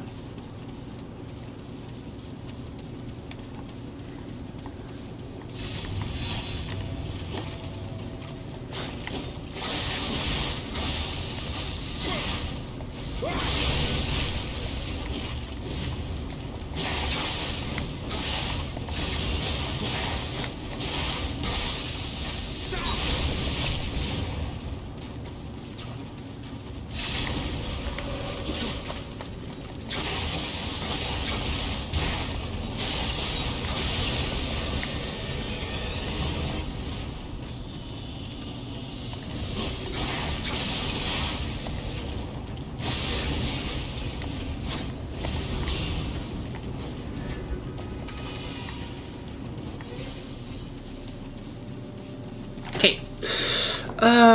You know what? I just realized I should definitely look through if I have a better katana now.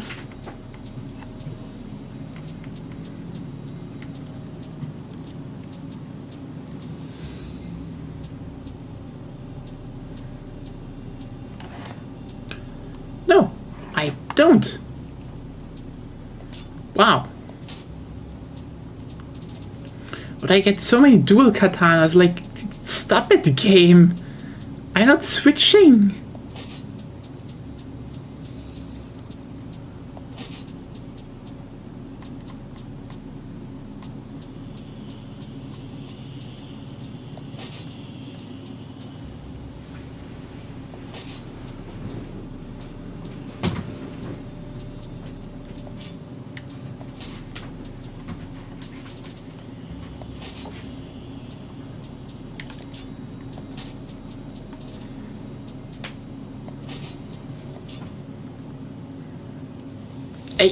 Yeah, I probably need to actually forge my own katana, you're right.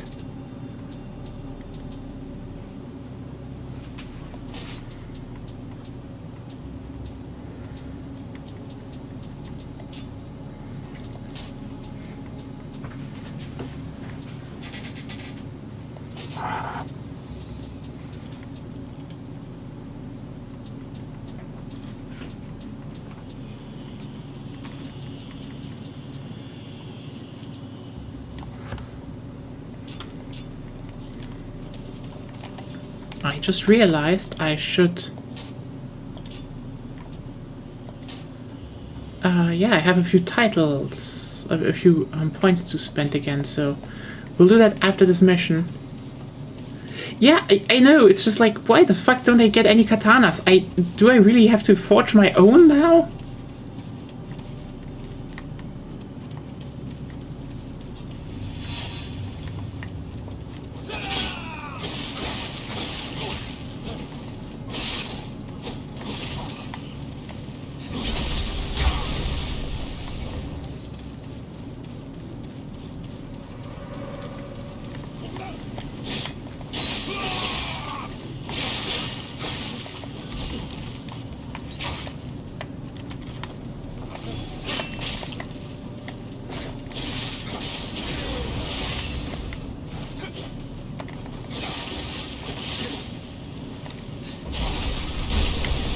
Yeah, that's probably the biggest problem this game has, to a degree.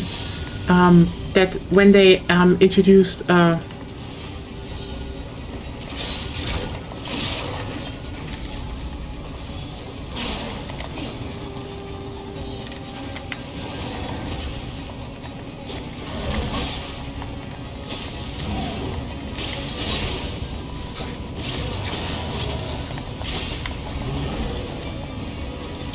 No, oh my god! Shit! I should just kill that.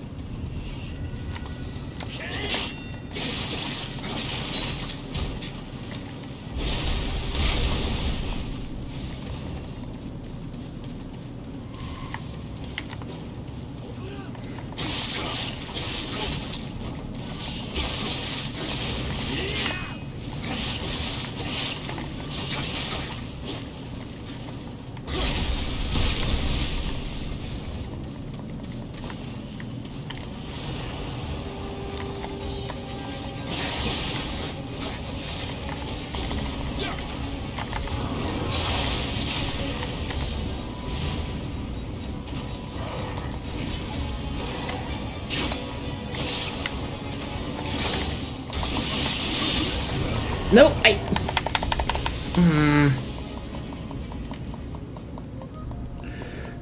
God, I'm definitely a bit tired right now. It's still too warm. Yesterday it fucking cooled down at this time, but no, not today. What the shit?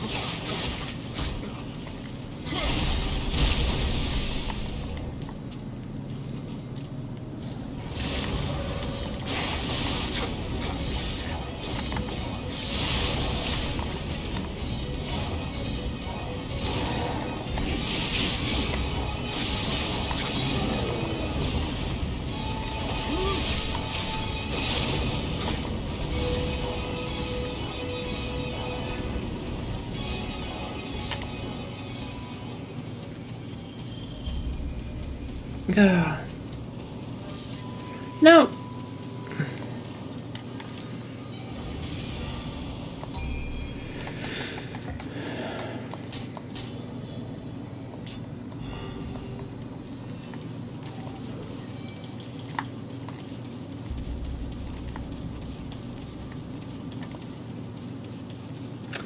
Oh well, but yeah, it's too warm.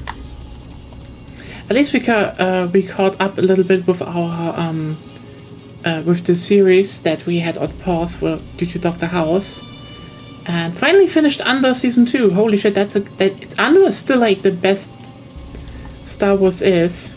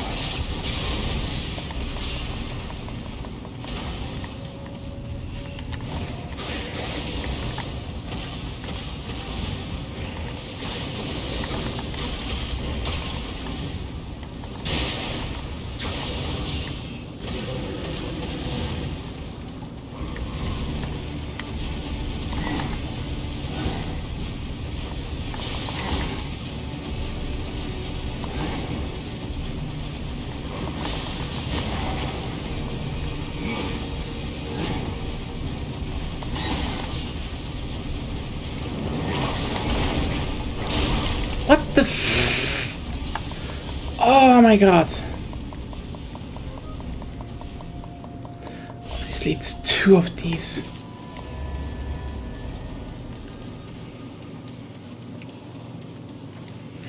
Yeah, it should be doable, but ugh.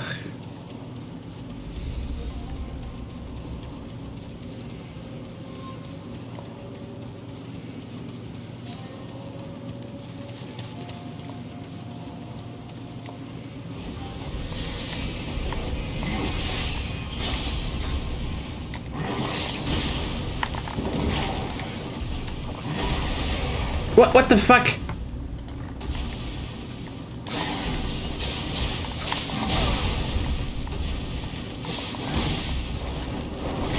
These fuckers just closed the game.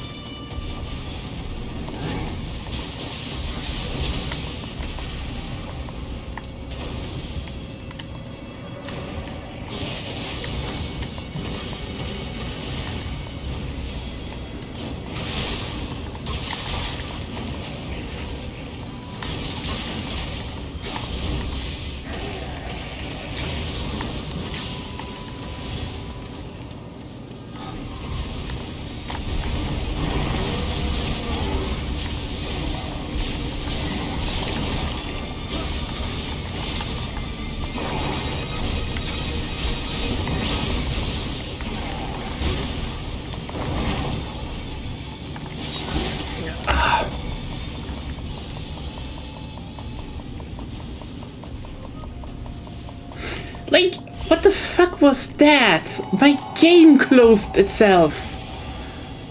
Why is that happening?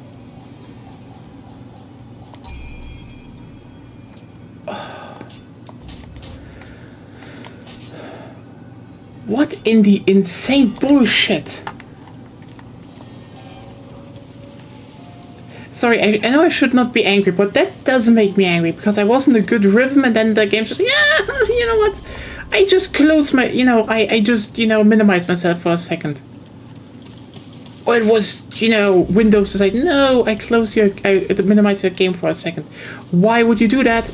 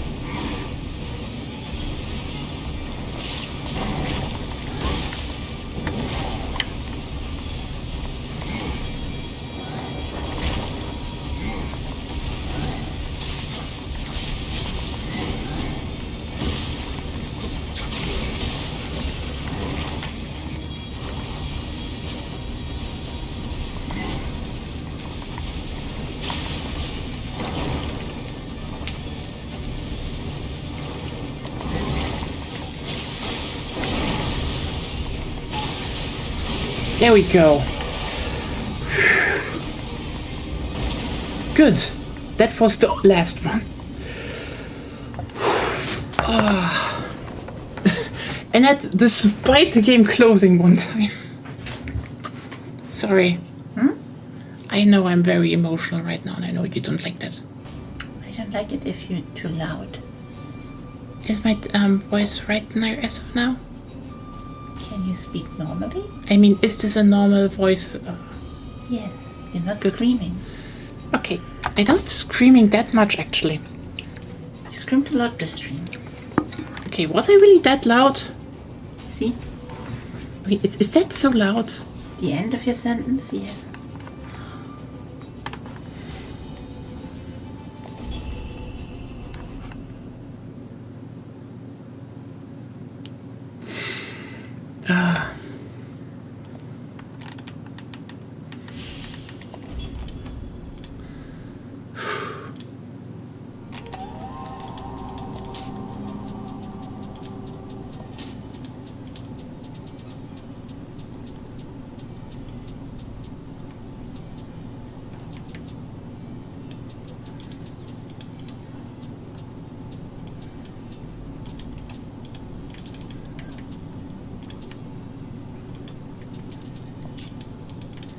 Nope. I am not getting any... I'm literally not getting any katana. What the fuck? I even have luck stuff, but no. I want to play Odachi's next game. And now the game's like, no. How about Odachi? I'm like, no Odachi. And like, Odachi, no Odachi, Odachi. I haven't seen you in a while, actually, so... I mean, I'm getting still through, it's just, the whole...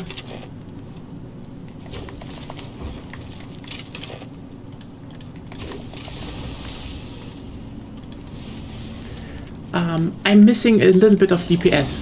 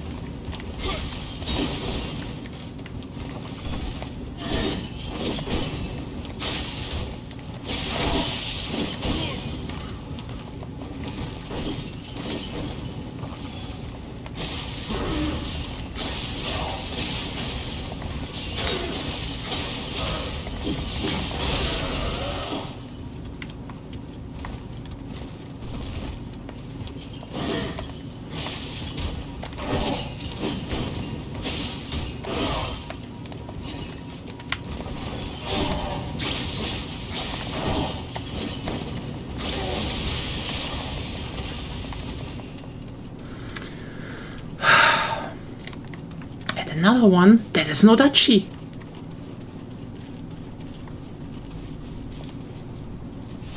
Which local god did I piss off? God of cuteness. Shut up.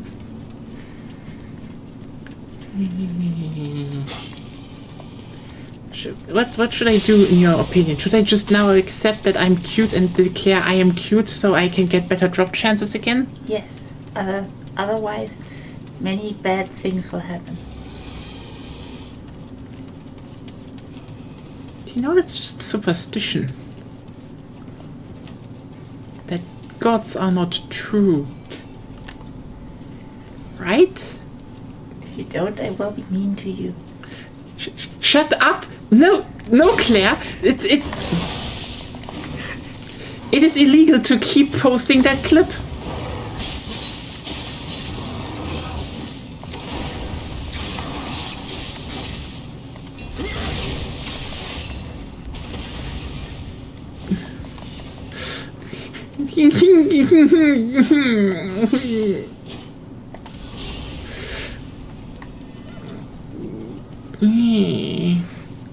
If you keep posting that, Agonia might watch it at some point.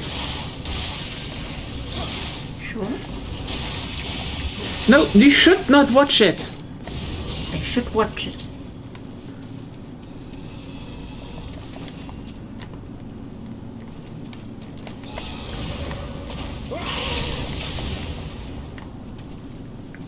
No, she was in bed. She read stuff. She was definitely not listening, and she has no proof that I ever said that. Stop that. I was listening. I'm always listening. You did not. I just moved. Yeah.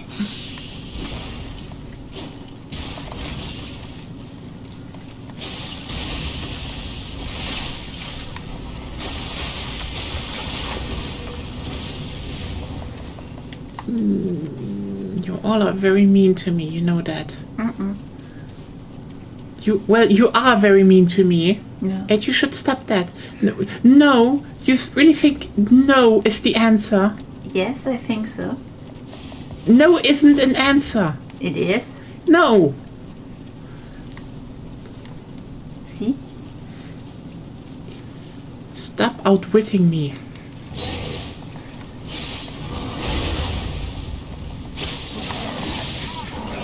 See, now I make mistakes because of you. No. You call me cute? You know you make mistakes because you don't accept that you're cute. I'm not cute. I am not cute. I am not cute. The more you resist, the worse you will be. No.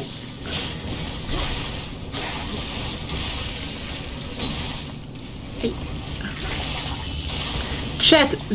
No, Claire. No. Stop posting that clip.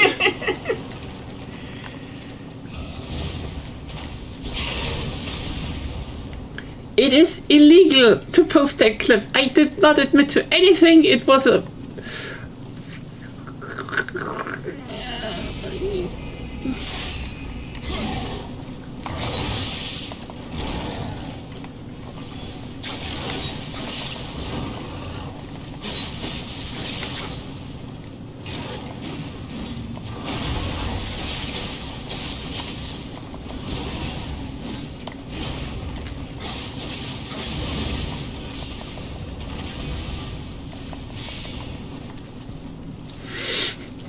I protest. Yes, I do not like it and I protest its existence.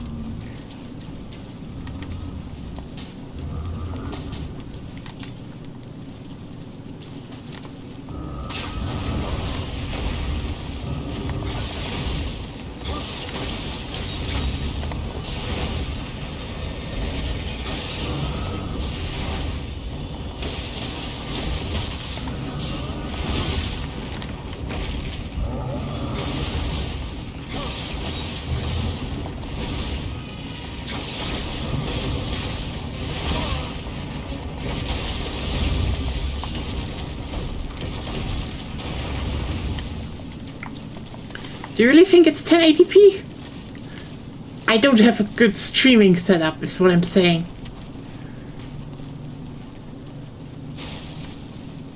Do you? I don't think I'm streaming in that high quality. You should be. I mean, I should. It should be 1080p, yes, but I don't know if I have. Okay.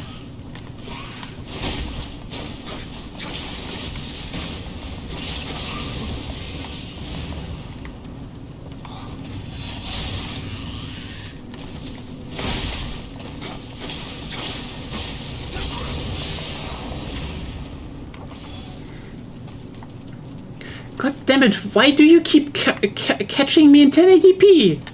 Because you're streaming in 1080p? Yes, but that's not the point. Okay? Okay, so maybe I'm cute. What of it? Nothing. It's just cute. Why do you insist on it, though? Because it's true. What does it bring you? Cuteness. What is the point? Cute. But there are too many cute people in the world. No.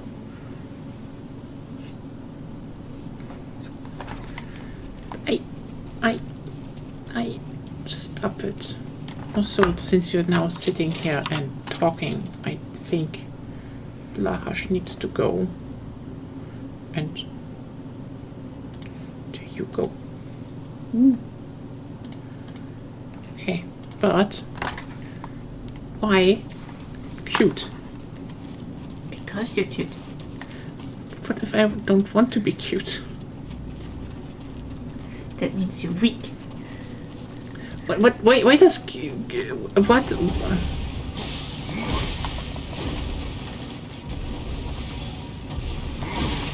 You need to block it.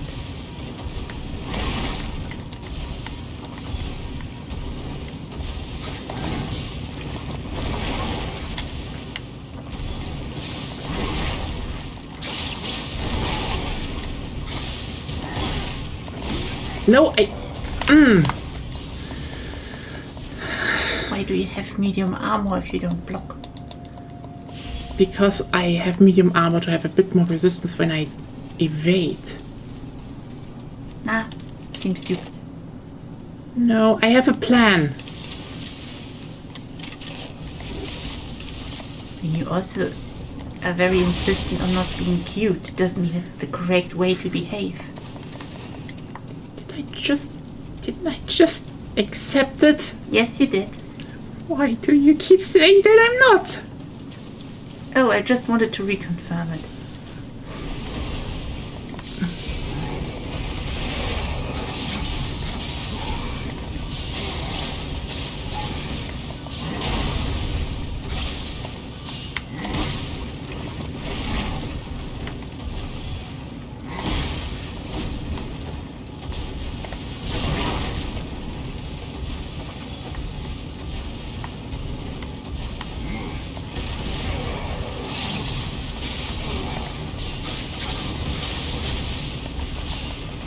There we go. Dumb monk. I hate the monks. Monks are bad. There will be lots of more monks. If I can say one thing, I do like that Nioh 3 so far didn't have monks. Kinda disappointed that they don't have the monks. They have the horse. That should account for something.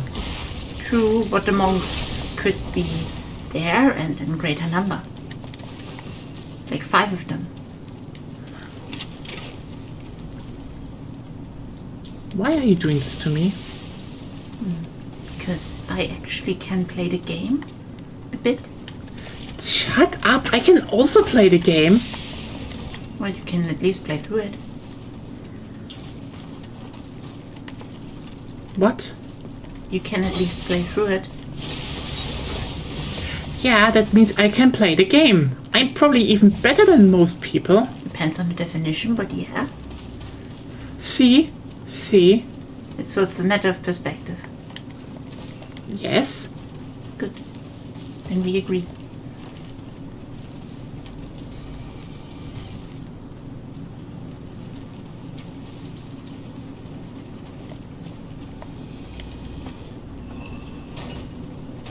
I love how they always restructure this graveyard level a little bit. But it still loops around itself.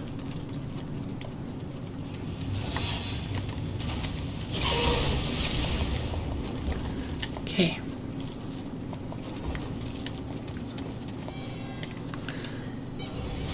Yeah, it's just always the same level. They just change it up a little bit and that's cool. They do get a lot of this level, and it's still a good level, like, holy shit. She admits cuteness, blah, her speech. Claire? Why do you document this? Because it's an important plot point. What, in the Nioh lore? She's an eldritch being that doesn't want to get called cute, gets bullied by The point her. where the protagonist finally accepts that she's cute is an important plot point in many stories.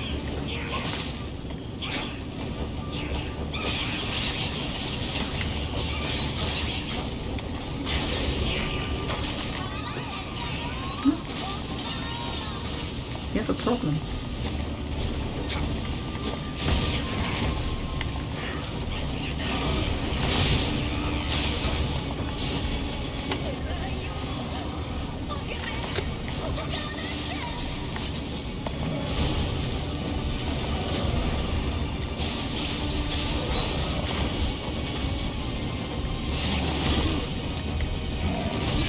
Oh. Okay, that was stupid.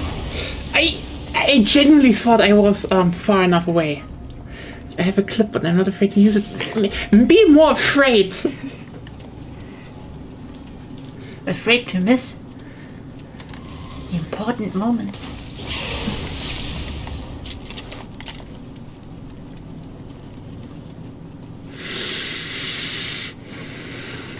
They are not important.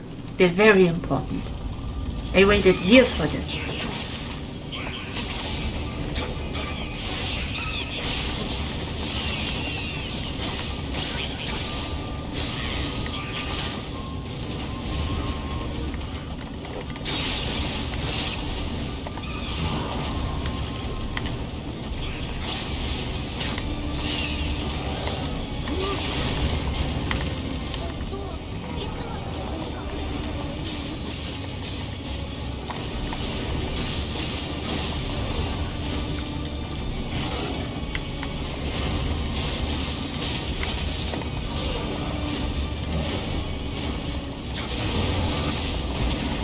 Tell me one thing though.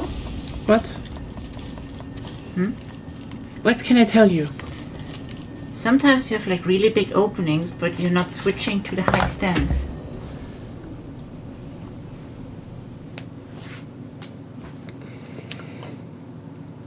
I'm not that good. That's not good. That's basic controls.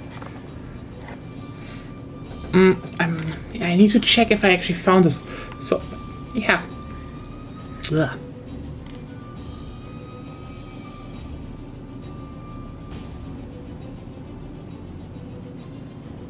I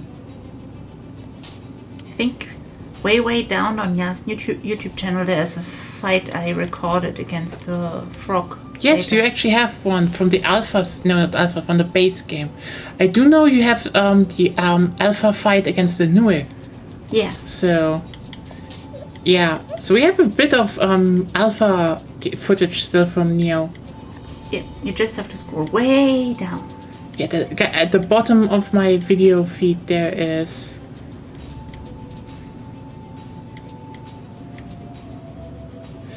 Okay, I have a new katana. It's wait. No, that's not a. Wait, that's the one katana I get shit. What the fuck is that? Why? Question: since last time you did soul matching, I didn't watch. I haven't watched did soul matchings last times I streamed. Have you ever done soul matching? I did in the beginning once, yeah, but See. Now's the question: did you do it right? what do you mean? It has to be the same type of equipment, ideally, for soul matching. Otherwise, the costs are expensive. I did do it. Well, I couldn't do this. Is why it was so expensive. Look, if I go now for example armor, okay, and I want to go my Kingo armor, and I go through here, and like you see, it's extremely expensive. No matter what type I pick. I wouldn't call it extremely expensive, but sure. It's literally one digit more. Yeah, it's just $1 million. It's probably cheaper for me to just make. Depends. If you go to the bridge fight and fight all the phantoms there, you get probably pretty good equipment. And the rest you can sell to get probably $1 million, roughly. It's one of the best farming spots. I guess. The other one is the mission with the 3 chests to open. You can do them really quickly and get lots of gold.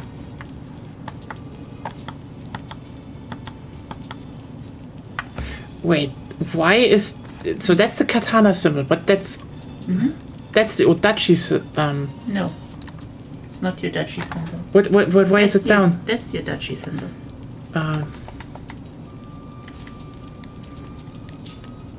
Okay, but it's those are really big katanas. They are not swung like katanas. Open help. Maybe you can go there.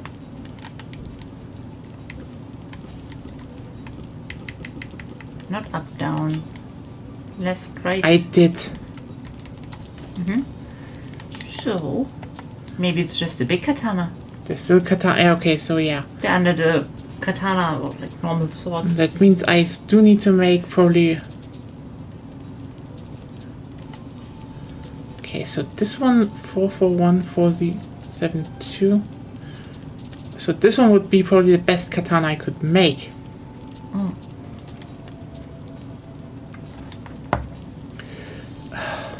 Things I don't know if I should just do this now and then. Why not? Because yeah. It's not expensive. Fair point. Forge. You need to choose which rarity you want to Everything use. is on purple right now. I'm just telling you. It's a forge, I guess.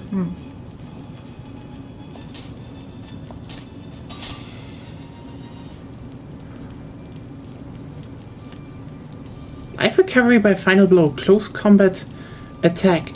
Key reduction. So that's neat. Skill key damage. Strong attack damage. Yeah.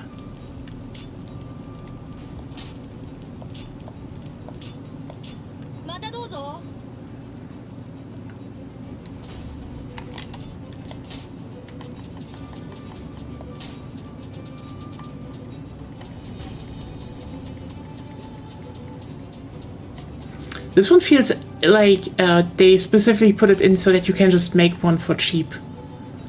But like, it's just blue, so sadly not purple, but yeah.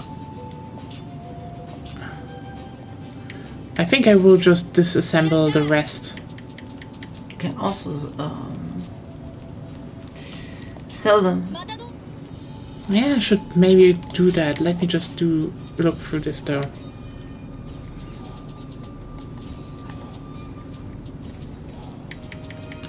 Don't have better duel? Oh, it's okay.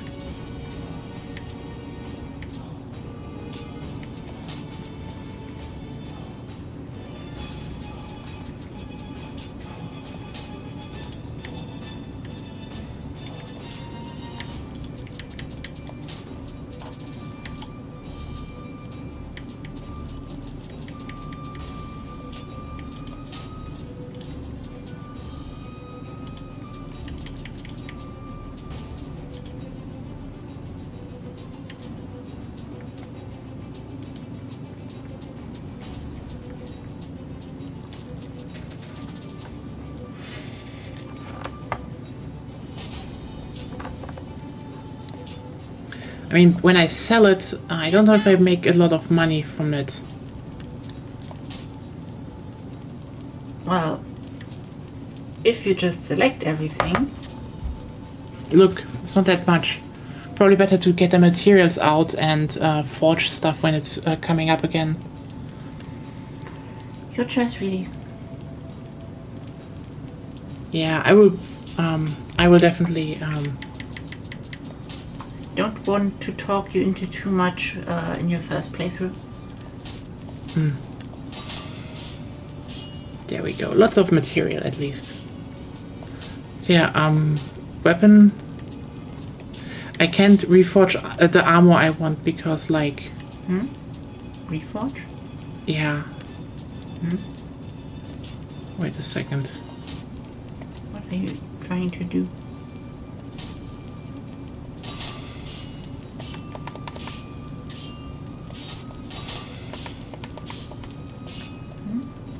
I thought you could upgrade armors, but like white armor, reforging is just changing that. You can't actually change the level of an armor. Not quite. Oh. The sell price markup.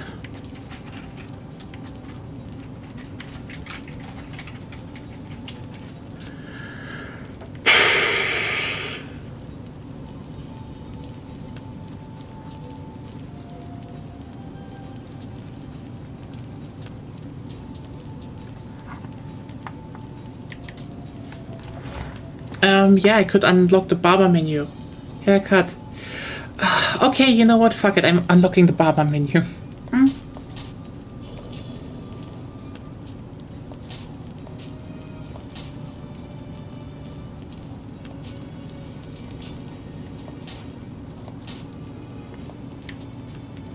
So, ponytail, other ponytail, and no ponytail. Okay, actually, Wakayishi looks not that bad. I just say, you know, if you remove the beard, made the facial features a little bit smoother, very hot butch. Just saying. From what I learned, maybe, but I'm not quite sure. If it's the same type of just a higher rarity, it might be able to upgrade your armor rarity. But most people are talking about New Game Plus stuff. So I'm not sure if it applies to base rarities. Yeah, this looks pretty good. Cool, you know.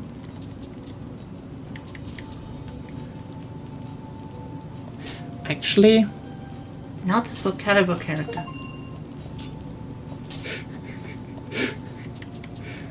Isn't he actually... Like, again, you see?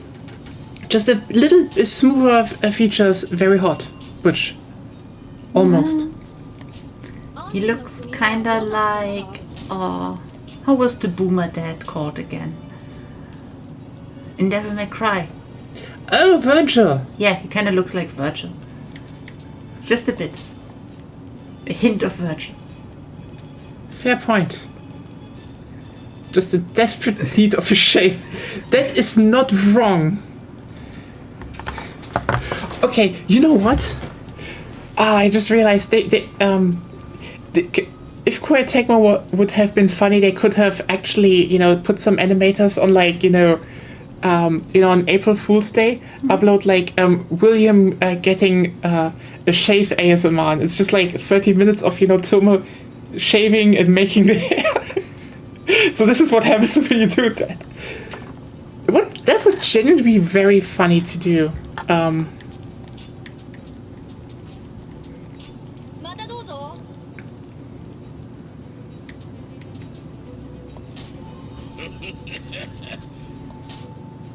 I still don't have other characters. No. Oh, wait. Something. Oh, yeah, right here. No! I need glory for that. I do not have any glory because I suck. I think you get it mostly from co-op and clan battles, I think. Yep. Girls are expensive, I know.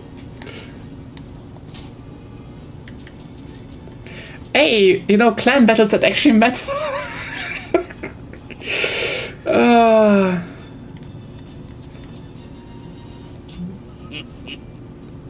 Oh yeah, right. I didn't check which clan is actually good. Okay, I wanted to do a Fiercer Flame, but we are almost done, so... Team Ninja, they know. They know.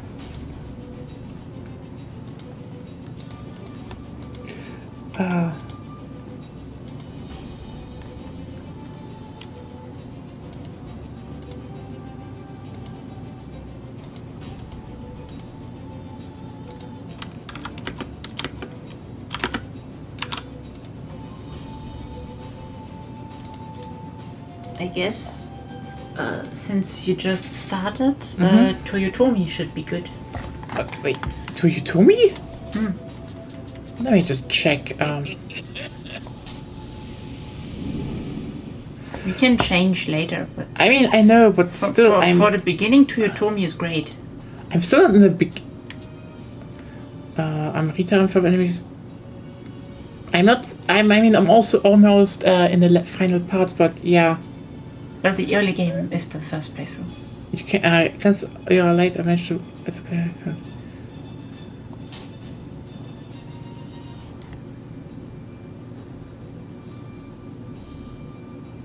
I mean, I guess.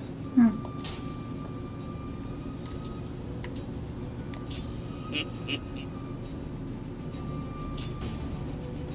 mean, it is very glorious. I guess, yeah.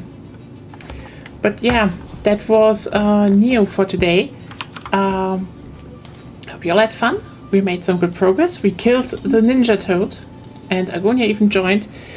And with major plot progression, Nya accepted that she's cute, which is very important.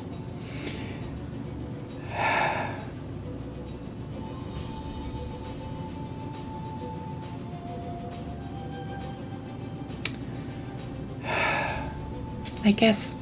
I'm very happy for you. Yeah. I guess I'm cute.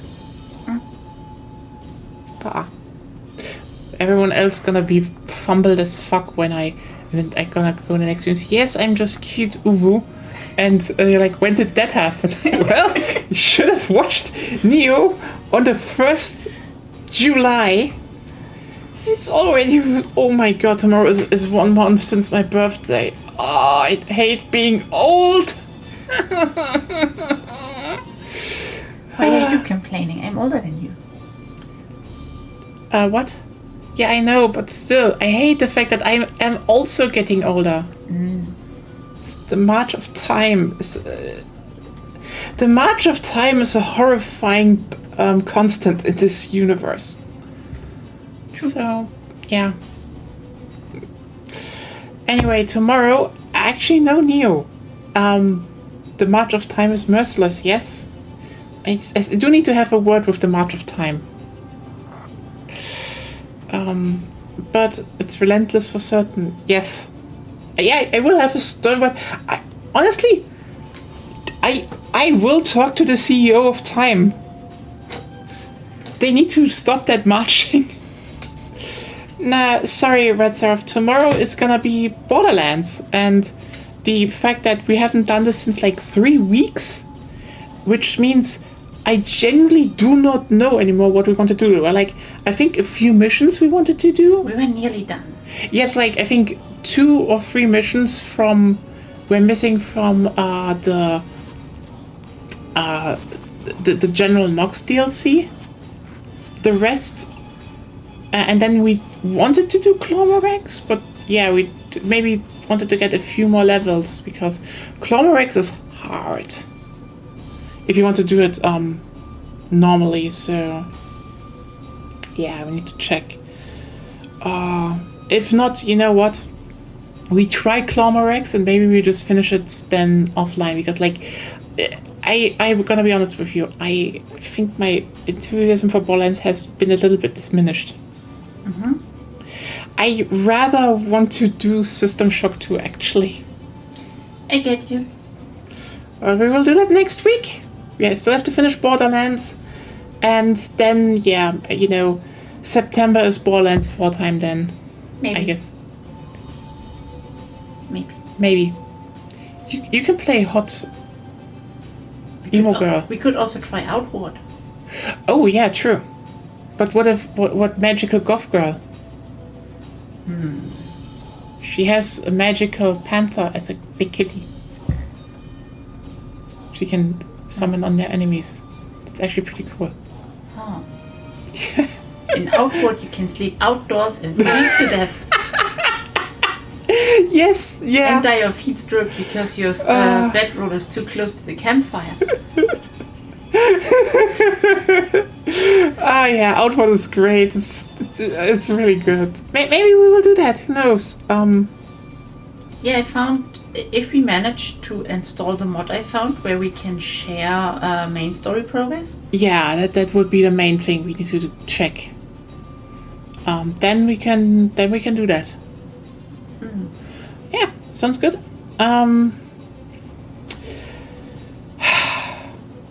I guess that's it then for today. Next, again, tomorrow, Borderlands. Nioh on Thursday then, when it's hopefully less warm. Tomorrow, yeah, be there when we are going to a desert planet while we're reaching the peak of the heat wave.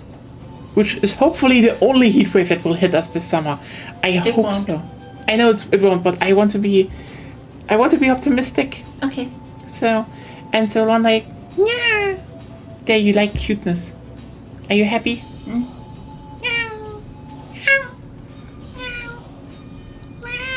Anyway, enjoy that. Have a good day ahead of you. Stay safe. Stay ahead of you. Stay hydrated.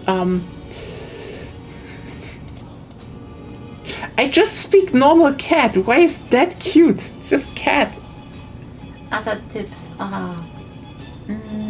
Again, sleep during the heat, actually. It's a good tip. If you have something like cotton or silk or similar stuff? Cotton or silk sheet and wet it, let it... No, you can also put them in like a Ziploc bag and put them in the freezer. Fair point. Yeah, you can put them in the freezer and then they're cool and, you have like... towels in the freezer. Like cool towels you can put on your head and it's actually generally really good thing. Like if you don't have cooling pads, just put a towel in the freezer. You should look up the material first. Some materials are better than others. Some probably make you freeze, so they're not ideal. True. But yeah, the heat tips. Cats are cute. Yeah, actually cats are cute. Fuck. Anyway, have a good day and let's see you tomorrow where we hopefully finish. I mean, I think tomorrow will be the last Borderlands stream and then we will do System Shock 2. Maybe, probably. Yeah. Okay. Have a good night. Bye. Bye.